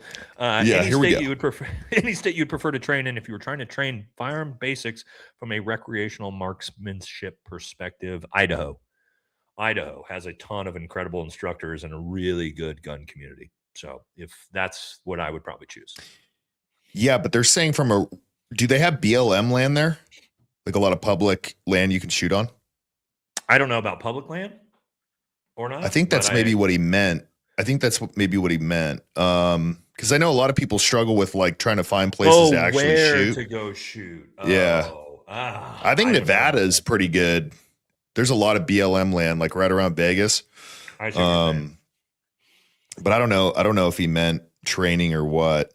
Rush Limbaugh's wife inherited his money, but didn't take his place as the show host. And once they found out his replacement, they changed the name of the show to the two new hosts, TPUSA and Erika Take Notes. Yeah, I feel like that's a very obvious thing to do. Normal thing that everybody does when that happens. Yeah. If the guy is not Rush Limbaugh, don't call it the Rush Limbaugh show. Limbaugh show. Jesus Christ. Kind of just basic stuff. Dude. It's crazy. Nick told Republicans to vote Democrat to weaken the GOP. Now he's mad at Tucker and Candace. Birth party, the Fed joke writes themselves. You're 100% right. Yep. Yep. Shooters World in Arizona bought a 9mm Hellcat and AR. My hobbies are now gym, country, dancing, and learning how to shoot. Fantastic hobbies, brother. Oh, dude. There we go. You're doing great stuff right there. Boom. If you can add combatives to that, some martial arts to that, then you really that's exactly what I do, right? If you can, that's kind of gives you everything, fitness, training, lethality, self-defense, all those things. So, but yeah, that's awesome There stuff. we go. It was a toss-up between watching you guys or Gary and Andrew. Oh, do they have a show going right now? No way. I don't know. Probably. Dude, that would be great. Oh. Dude, that's a hard decision. Yeah. Tough one. Tough one. Yeah, that's funny. All right, you guys. Now we're discussing how bullets can disappear. Right. So if Tyler gets found not guilty, it means the killer is still out there and the only person investigating is Candace and the podcasters. How effing embarrassing to the Fed sloppers. Look, in my opinion, the prosecution is going to have an extremely, let me put it like this. If Tyler Robinson had legit attorneys, like if he had $1 million and can actually get some legit attorneys in there, there is no way. There is no way. They would point at everything that we pointed out and say, this is not beyond a reasonable doubt. There is no way. I'll tell you this. You know what my dad told me? My dad's an attorney. Yeah. And also a Green Beret, right? So he's got a great understanding of everything happening here. I remember this was like 7 months ago, us talking about this, and he was like, I wish I could have got this case when I was young. He was like, I wish I could have got this case. He's like, this would be the easiest fucking case of my career. So But Well, dude, but attorneys on retainer, private, yeah, but that's a little bit different than potentially what he very has, different. being public defenders, right? So very different. But still, it's still kind of like, show me one clear picture of him. yes, dude. Show me a gun. A gun. Dude. It doesn't even have to be a 30-06 at this point. Show me a pistol, even maybe, you know. Explain to me how you think this thing on the roof is not a monkey and a person. Explain to me how you can tell. That could be Bigfoot, dude. Yeah. You know? Yeah. Yeah. Firearm training for women, beginners, and advanced learners. Paul Rump, Nevada. Dude, I know Paul Rump. Really cool spot for sure. Let's see. Is having a tattoo required to be a Green Beret? Is it required? No. Do 99% are 99% of us covered in tattoos? Yes. It's been military culture for 100 years, right? Where do tattoos come from? Sailors, right? So it is what it is. Ruby, what's up? Says, hey, Nate, off topic. But is there a live tomorrow? Is this it? I missed most of it. Yes, we have a regular scheduled live with me and the Special Operator Boys, 5 p.m. Pacific tomorrow. Regular show will also be going. We got to get you on that show sometime, Dan. We talk about random stuff, Dude, I'll go on there tomorrow if you want. I'm down. Well, typically we try to keep it at a 4-man panel, but if we have anybody missing, then yeah, I'll definitely bring you on for it. I think you'd enjoy it. It's also a great group of badass dudes. You know what I mean? There we go. One of my Marines in 2009 was shot in the neck with a 7.62. Entry and exit wounds were substantially messier than Charlie Kirk's 30-06 side. I was his corpsman. He never came out of hypovolemic shock. Yeah, I mean, that would make sense. Yep. For sure. You two are cracking me up. Much needed. Love you guys together. Thank you. Appreciate you. There we go. Yeah, I love Dan, dude. So this is like the easiest thing ever to do content with Dan. Love you guys. Fun. Appreciate it. Angela Kelly, thank you very much. Appreciate it. How can I send you a screenshot I got from TP, probably TPUSA, X, Instagram? I'm hoping that's TPUSA and not some toilet paper. Do you think boys like masculine fathers nowadays and lack proper discipline? What are your thoughts on physical discipline? Yes, I do. And one of, like Dan mentioned, and I think Dan probably would agree with this, one of the big things I've been pushing, and the reason why I have an entire second channel making fun of fake alpha males and these dorks, is I want to try to be a good example to young men of what traditional masculinity can be, which is living in acts of service, protecting, providing, constantly being an advocate for women, for children, all of these things. Not look at my fucking Lambo and yeah, look at all my bitches that you're seeing in this manosphere space. That's been a big thing for my channel. And because I do think we are lacking a lot of this, right? And part of that, yeah, is through physical discipline. So I'm hoping that we can sort of take away the fake masculine bullshit culture from people like Brandon Tatum with his Lamborghinis and transfer it hopefully to men that are actually living out real traditional masculine values. So thank you. Dan got the thirsty women now saying you single. Uh-oh. Well, sorry. What? Thank you. And thank you as well, Hood Rich. Appreciate you. Maybe some of that bullet breaking air is what messed up Charlie's neck. Someone might have farted in his direction. Yeah, it's the air. It's the air. I don't know, dude. Oh, my Lord. Trigger Smart did a video on Andrew's claim that a bullet air pressure can move an ammo box. Zero explanation for the shirt movement the way it did. Look, this has been like shot and proven with a 50 cal as far as the bullet moving. Yeah. The bullet moving through the air. It's not the vortex of the round is not a thing, guys. This I know you've heard some prominent people say this in the past, but you can watch. Did I show that in Were We Together when I showed the Yeah, I don't I think we think so. showed it on the live. I showed it in a video of a dude shooting a 50 cal at a house of cards. Barely, you know, guys, Yeah. you know, you stack the cards together and he shoots it through the center card and it doesn't even knock and that's a 50 cal. That round's that big. It doesn't even knock the cards around it down. So no, this isn't really a thing either. Yep. So this doesn't explain that, is what I mean. Any recommended states to move to in the event my state goes more socialist context? I live in California and I'm sick of my gun rights being infringed. I would say Idaho, 100%. Idaho. Depending on if you like the cold. If I had to move somewhere other than Texas, I would go to Montana, but I would go to the southern point so it's not as cold. Montana's awesome, man. Yeah, really just beautiful. And I am, funny enough, not a fan of the heat whatsoever or humidity. So, Oregon's nice, but you're not getting away from the leftist policies. At the local level, it's not great, man. I'm not a fan of the leftist policies at the local level at all, because at least not the crazy ones that we have here in Oregon, California.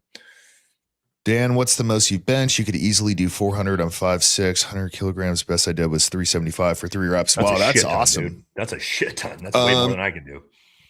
So I did 315 for 13 reps the other day. So I don't know. Jesus Christ. I don't know what that equates to, but God damn, I think probably mid 400s, but I don't do like 1 rep maxes. That's how you tear a pec. Yeah, me neither. No, not anymore. Too old for that. Yeah. I don't go above 225 anymore. I did 19 reps of 225 the other day. But there we go. That's as far as I'm going. I have 2 completely reconstructed shoulders though. Yeah. Anchors, rods, all that. So, but I'm like that. I'm not on bench for me. I don't like to go any higher than that. You don't really need to. No, 315 I think is probably about the cap you need to go. Yep. That was my super chat when I said JD and JC. Oh, Jimmy Dore and John Cullen. Okay. I thought you meant JD Delay. Got it. They talked about the gun and drone and how it went to random bullet found then on the building roof. Yeah, I'm going to watch it. Guys, I'm going to watch it. Obviously, this is the 10th comment we got for it. So we 100% am going to be checking this one out. Just reminders, man. Nate, thanks for standing up for the manliness and caring for the animals are not contradictions. It's attractive right-wing nut jobs and their cat lady tropes. Dan, brevity is the source with your videos are short and to the point. Love them. Well, thank you very much. I agree with caring for animals. I'm a big, I would call myself at this point like a humanitarian with animals. I am too. Dude. Humanitarian. My chat knows that. I'm over the top with that. I like to hunt, but I will not hunt something unless I am legit eating it. Yep, that's how I am too. So, I'm a huge anti-big game, or excuse me. Yep. I do not, and I've been this way forever, agree with killing predator animals, right? When people go kill big cats and shit like that in Africa, if you're not going to eat it, then that's the way I was raised. If you're not going to eat it, then you don't need to kill it. So hogs out here, they just completely destroy your land. You wouldn't hunt hogs?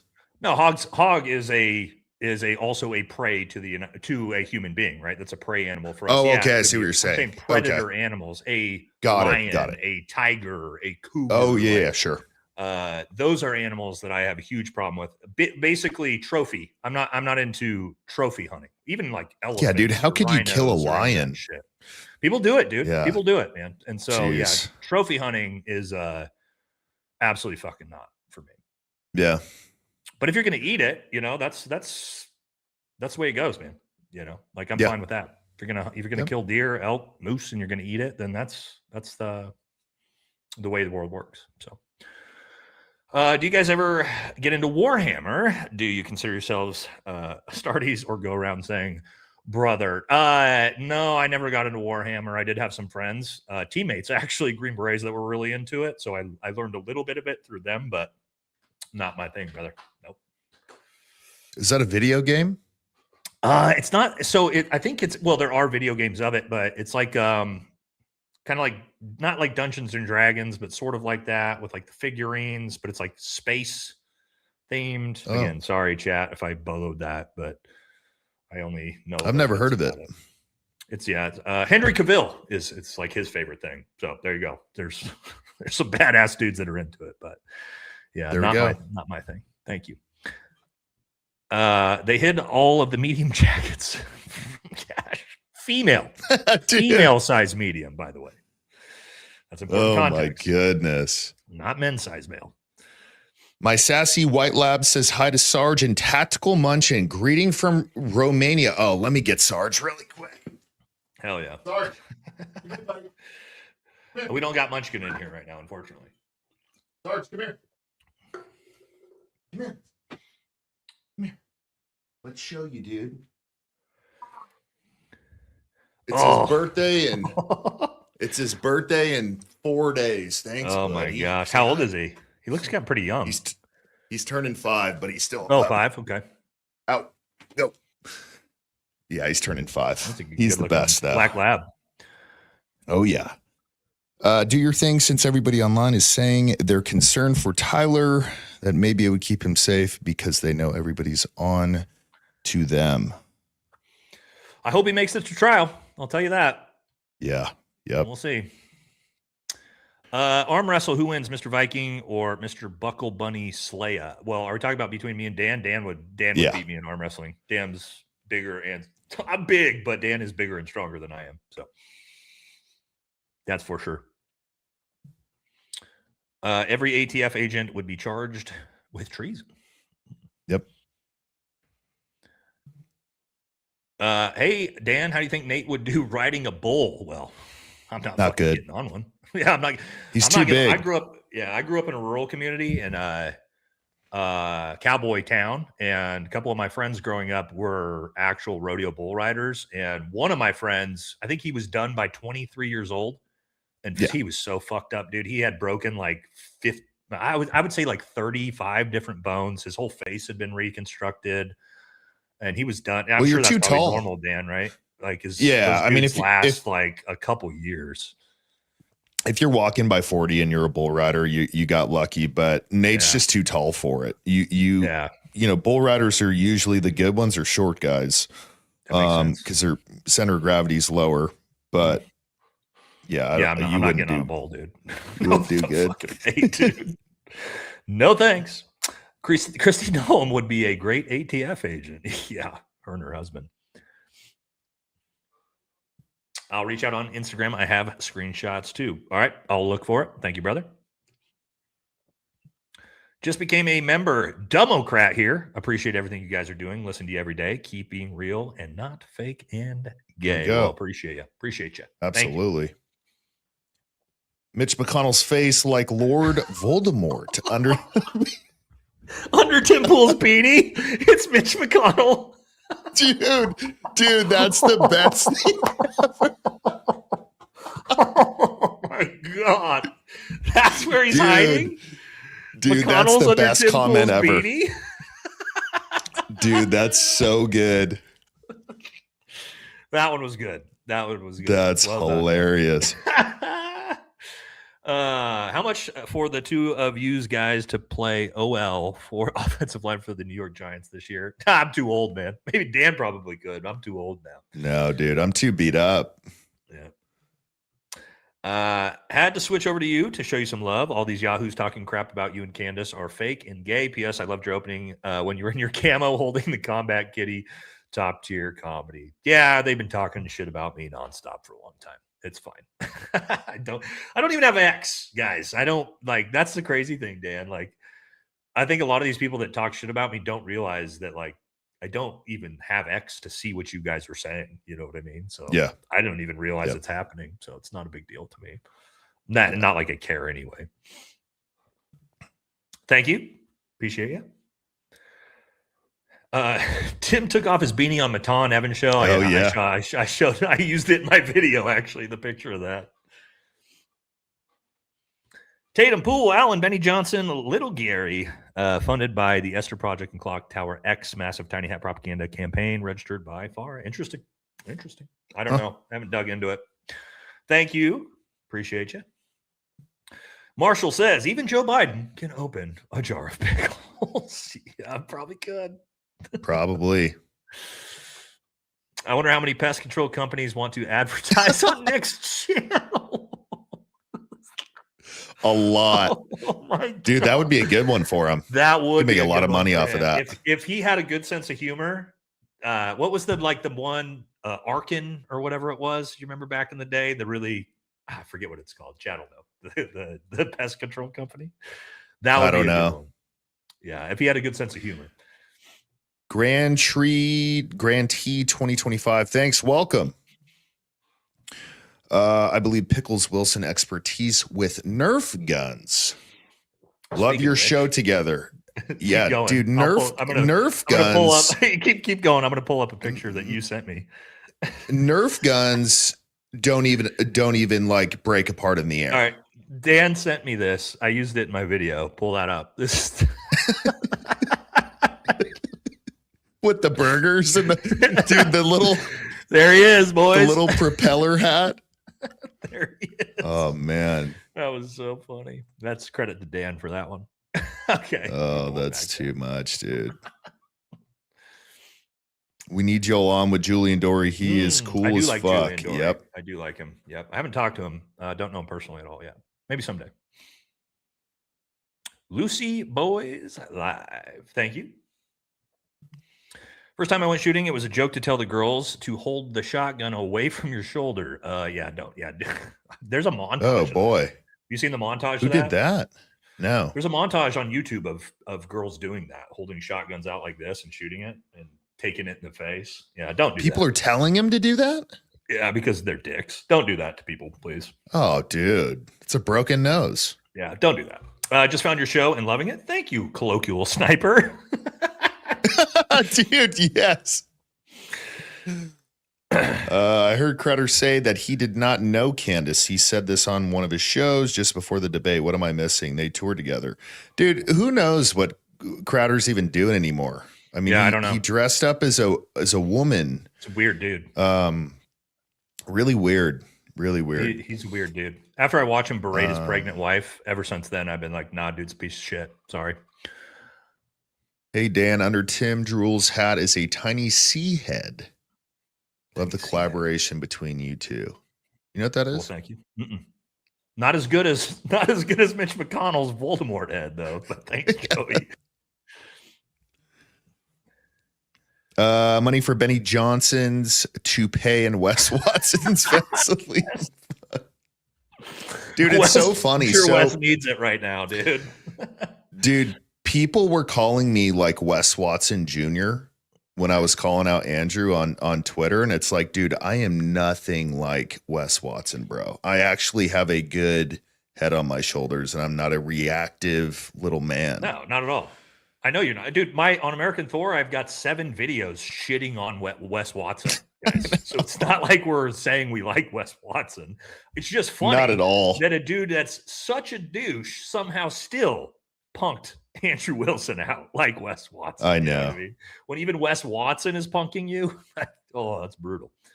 VFT post 63 minutes, 30 plus million, X'd by U.S. sanctions, wars, coups. Sorry, no, every president was bad, some more than others. Yeah, except for JFK. I don't think that about JFK. JFK and George Washington. Yeah. Those are the 2 goats, in my opinion. But yeah. Yep. Dan, do you like dancing when you're out? You know, I used to go to dance halls Like all line dancing? the time. Do you do line dancing? No, cowboys don't line dance. Okay, my bad. It's a woman's sport. Got it. Again, I'm not there from you go. South Boys, so I don't know anything about this stuff. If we went, I would probably tell you to go do it just to mess with you, and then I'd just Oh, thanks, dude. be like, "Come on back." Thanks for that. But yeah, I used to go all the time. I love to dance, but not anymore. It's just not worth the hassle. Also, lads, I forgot to mention that I've started forcing valor on Coach Collins. I love to hear it. Cheers from Australia legends. I love force valor. JD Delay's the big brute that takes all that. But yeah, I got to start doing it to the homies, dude. I can't wait to hear what you do for me, dude. Oh yeah. Well, it has to be subtle and it has to be in ways when people aren't ready for it. Like the audience isn't ready because they're like, wait, what did he say? Oh, I didn't know that about Dan. And then you just keep moving. Like, you know what I mean? You don't like do a big spiel about it. You just like do it in passing to where people are like, wait a second, I didn't know he served. And then they think that, and then you're like, now you got them, you know. How How about a drone with a Crow's weapon system? A Crow's weapon system is beefy.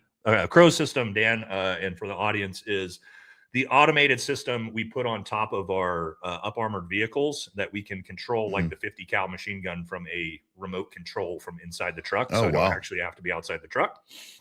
High level. I don't know if you could put it on a drone. Be pretty complicated. Maybe doable, but not something I know about. So, but yeah, for our trucks, we use them. They're badass for that. Six's mom, what's up? Says, once you're dead, it's not an opinion anymore. Think about TPUSA. Aloha from Kauai. Well, thank you. Thank you. Good to see you, Six's mom. Seth says, if you were serving in the military during this time and had little less than a year left, would you get out or drop a package to go spec war? Currently active Navy and torn about putting in a SWCC package. That's completely up to you. The decision of getting out of the military or going Navy special warfare are like the two most polar opposite life decisions you could ever make. So I can't give you advice on which one to do. I will say, if you want to continue in the military, going special operations is a fantastic choice. The grass is most certainly greener. But if you want to get out, brother.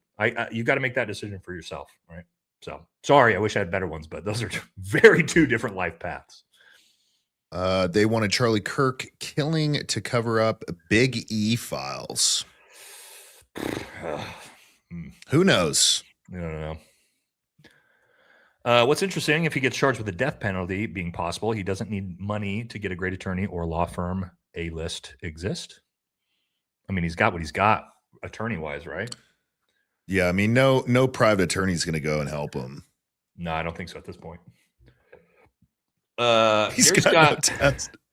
Gary's got no testes, and Pickles Wilson are a cope stream. Again, they're streaming together? Wow. Dear Pickle Boy, you asked for this, you begged for this, you paid for this. Don't like the heat. Get out of our kitchen. Yeah. No way. They're streaming? Yeah, together, I guess. That's what everybody keeps saying. No way. Of course, though, right? He runs over to the Green Beret who likes to pretend that, bullets can disintegrate into real air to try to use his resume to make Andrew feel better about saying some stupid shit that everybody knows isn't true. So, dude, shocker. They are streaming. No way. Shocker. Nobody takes these dudes serious, right? Nobody's taking that dude serious. No. Right? Everybody knows he's a giant fucking funny. So it is what it is. I don't care anymore, right? Fuck that guy. I've got no problem with it. He decided to talk shit about me for 7 straight months, so I got no problem just calling him a tiny little baby bitch, dude. He's fucking one of the tiniest men out there. I'm pretty sure he had to have a height waiver to become a Green Beret, so fucking whatever. Get fucked, dude. All right, there you go. Oh, have it. Call me morbid, but I feel like no matter how terrible the evidence is, a lot of judges are corrupt to the bone. Keep up the great works. Havoc out. Thank you, brother. Thank you.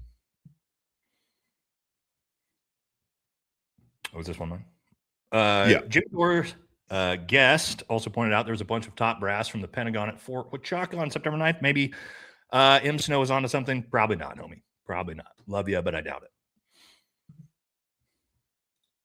I used to like Officer Tatum until he interviewed BB. Did he? Oh, yeah. BB? You didn't see that? Dude. I don't think so. Oh, also, dude, like, I gotta pull up a clip for you. Dude, so there's literally a clip of him saying, let me pull this up for you, dude. It was the worst. I can't find anything right now.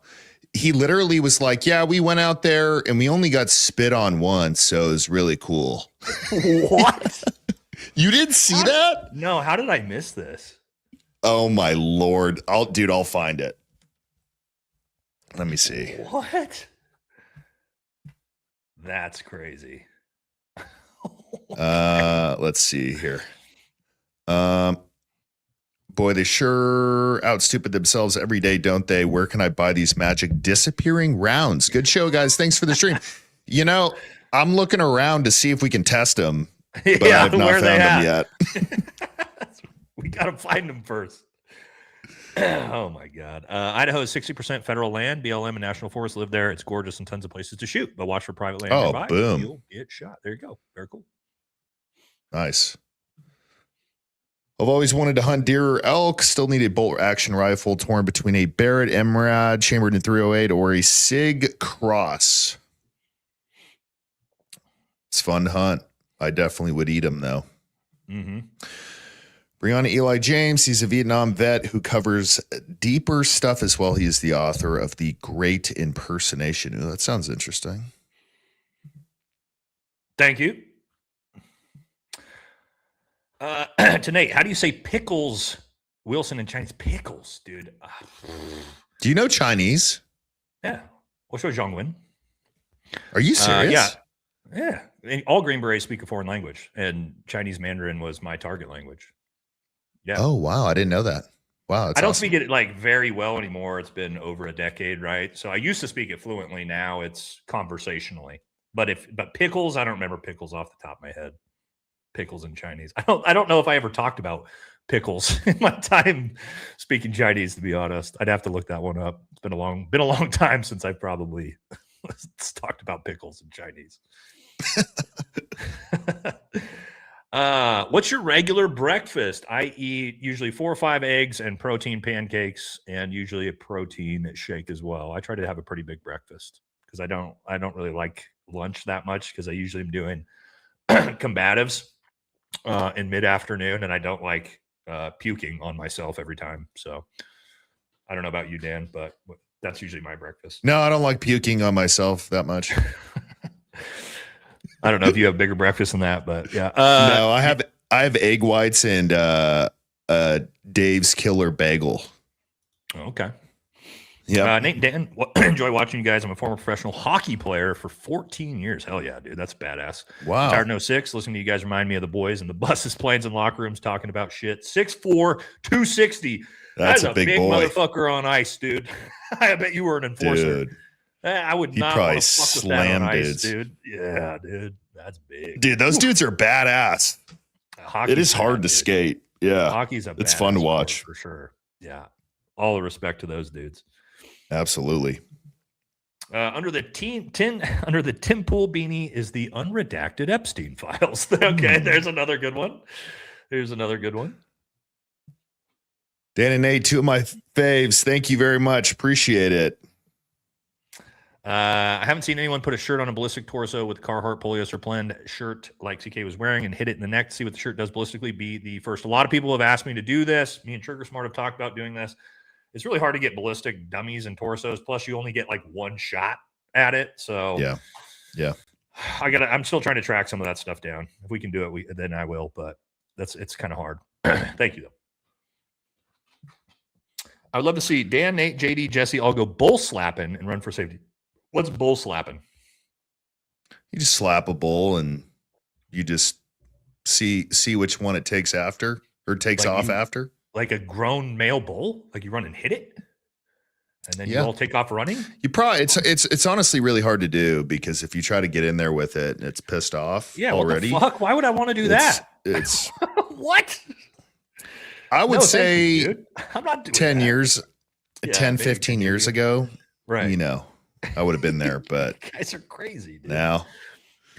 Boggles my mind that a few years ago they had to make it illegal to shoot a hibernating bear. Ooh, where's that? That's crazy. That's crazy, dude. I don't like killing bears either.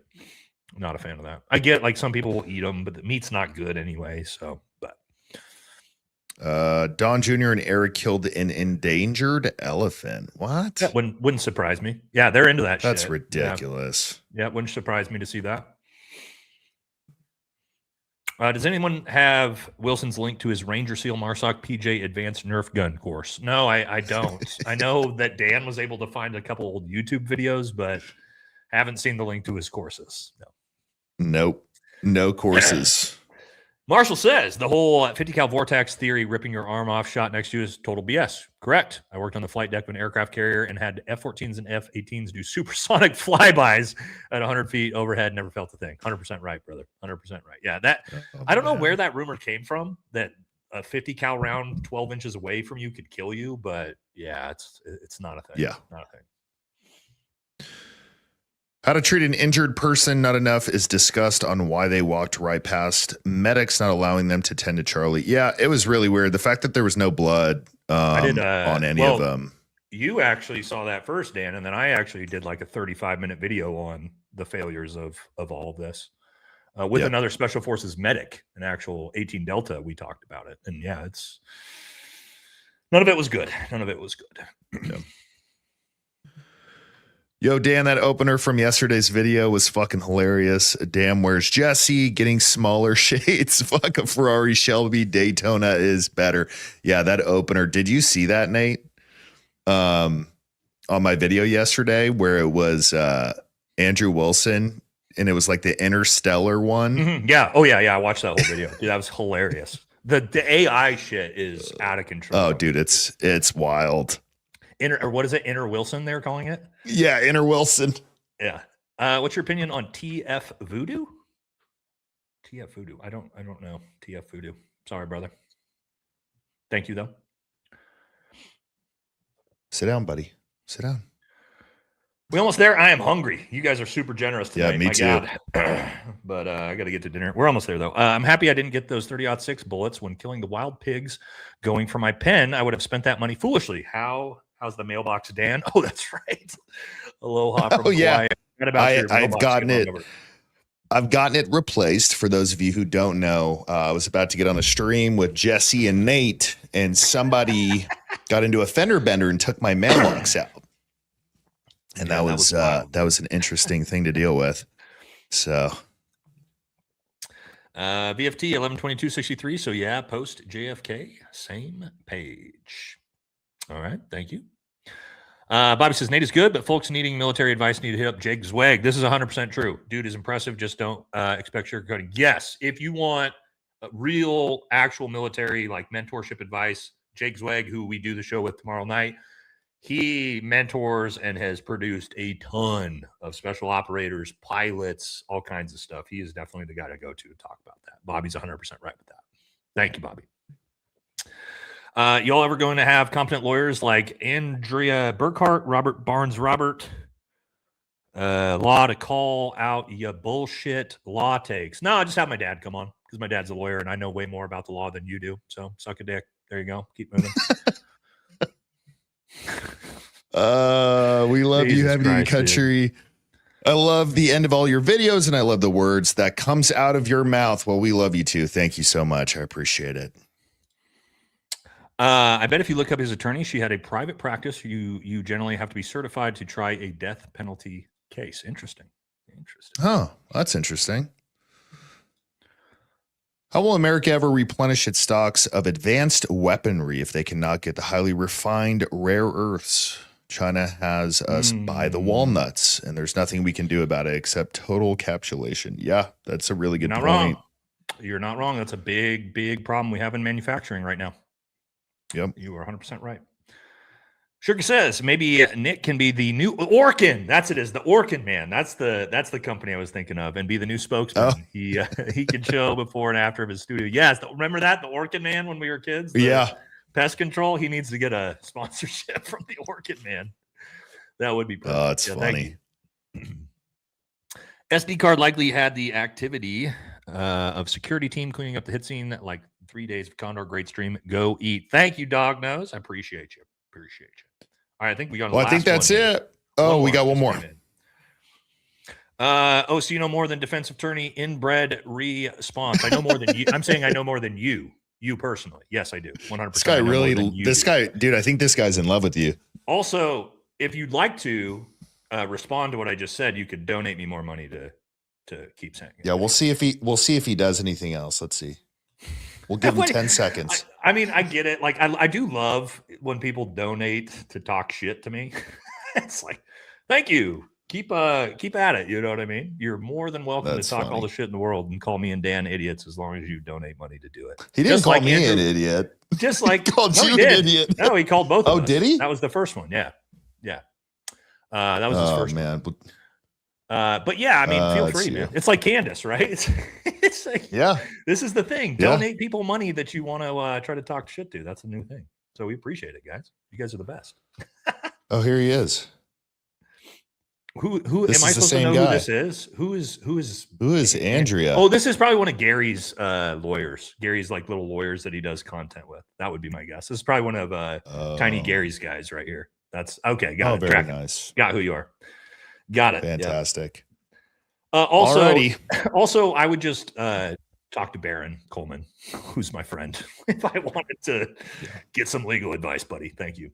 All right. That's it, guys. I think we did it. Thank you guys so much. Super generous. This was a fun one. Impromptu. Yeah. But we will Super be back. fun. I think, what do you think? We'll probably Sunday, maybe around like somewhere between like 3 and 5 Pacific time, which would be like 5 and somewhere between there. I think we're thinking, guys, for the regular scheduled show. And so we'll be back Sunday, everybody. And Andrew paid to talk shit to Candace. Yeah, 100%. And then 100%. last one for me tomorrow, 1 p.m. Hunter Biden interview drops, and then 5 p.m. Pacific, our regular show. I don't know if you want to throw anything out there, Dan, for what you got coming up. But, nope, that's it. I'm gonna do a show with Nate Sunday, potentially maybe on his live tomorrow, and I'll let you know, see if any of the guys aren't coming or not. But all right, that's gonna do it, guys. Alrighty, thank you, guys. Take care, guys. Had a blast.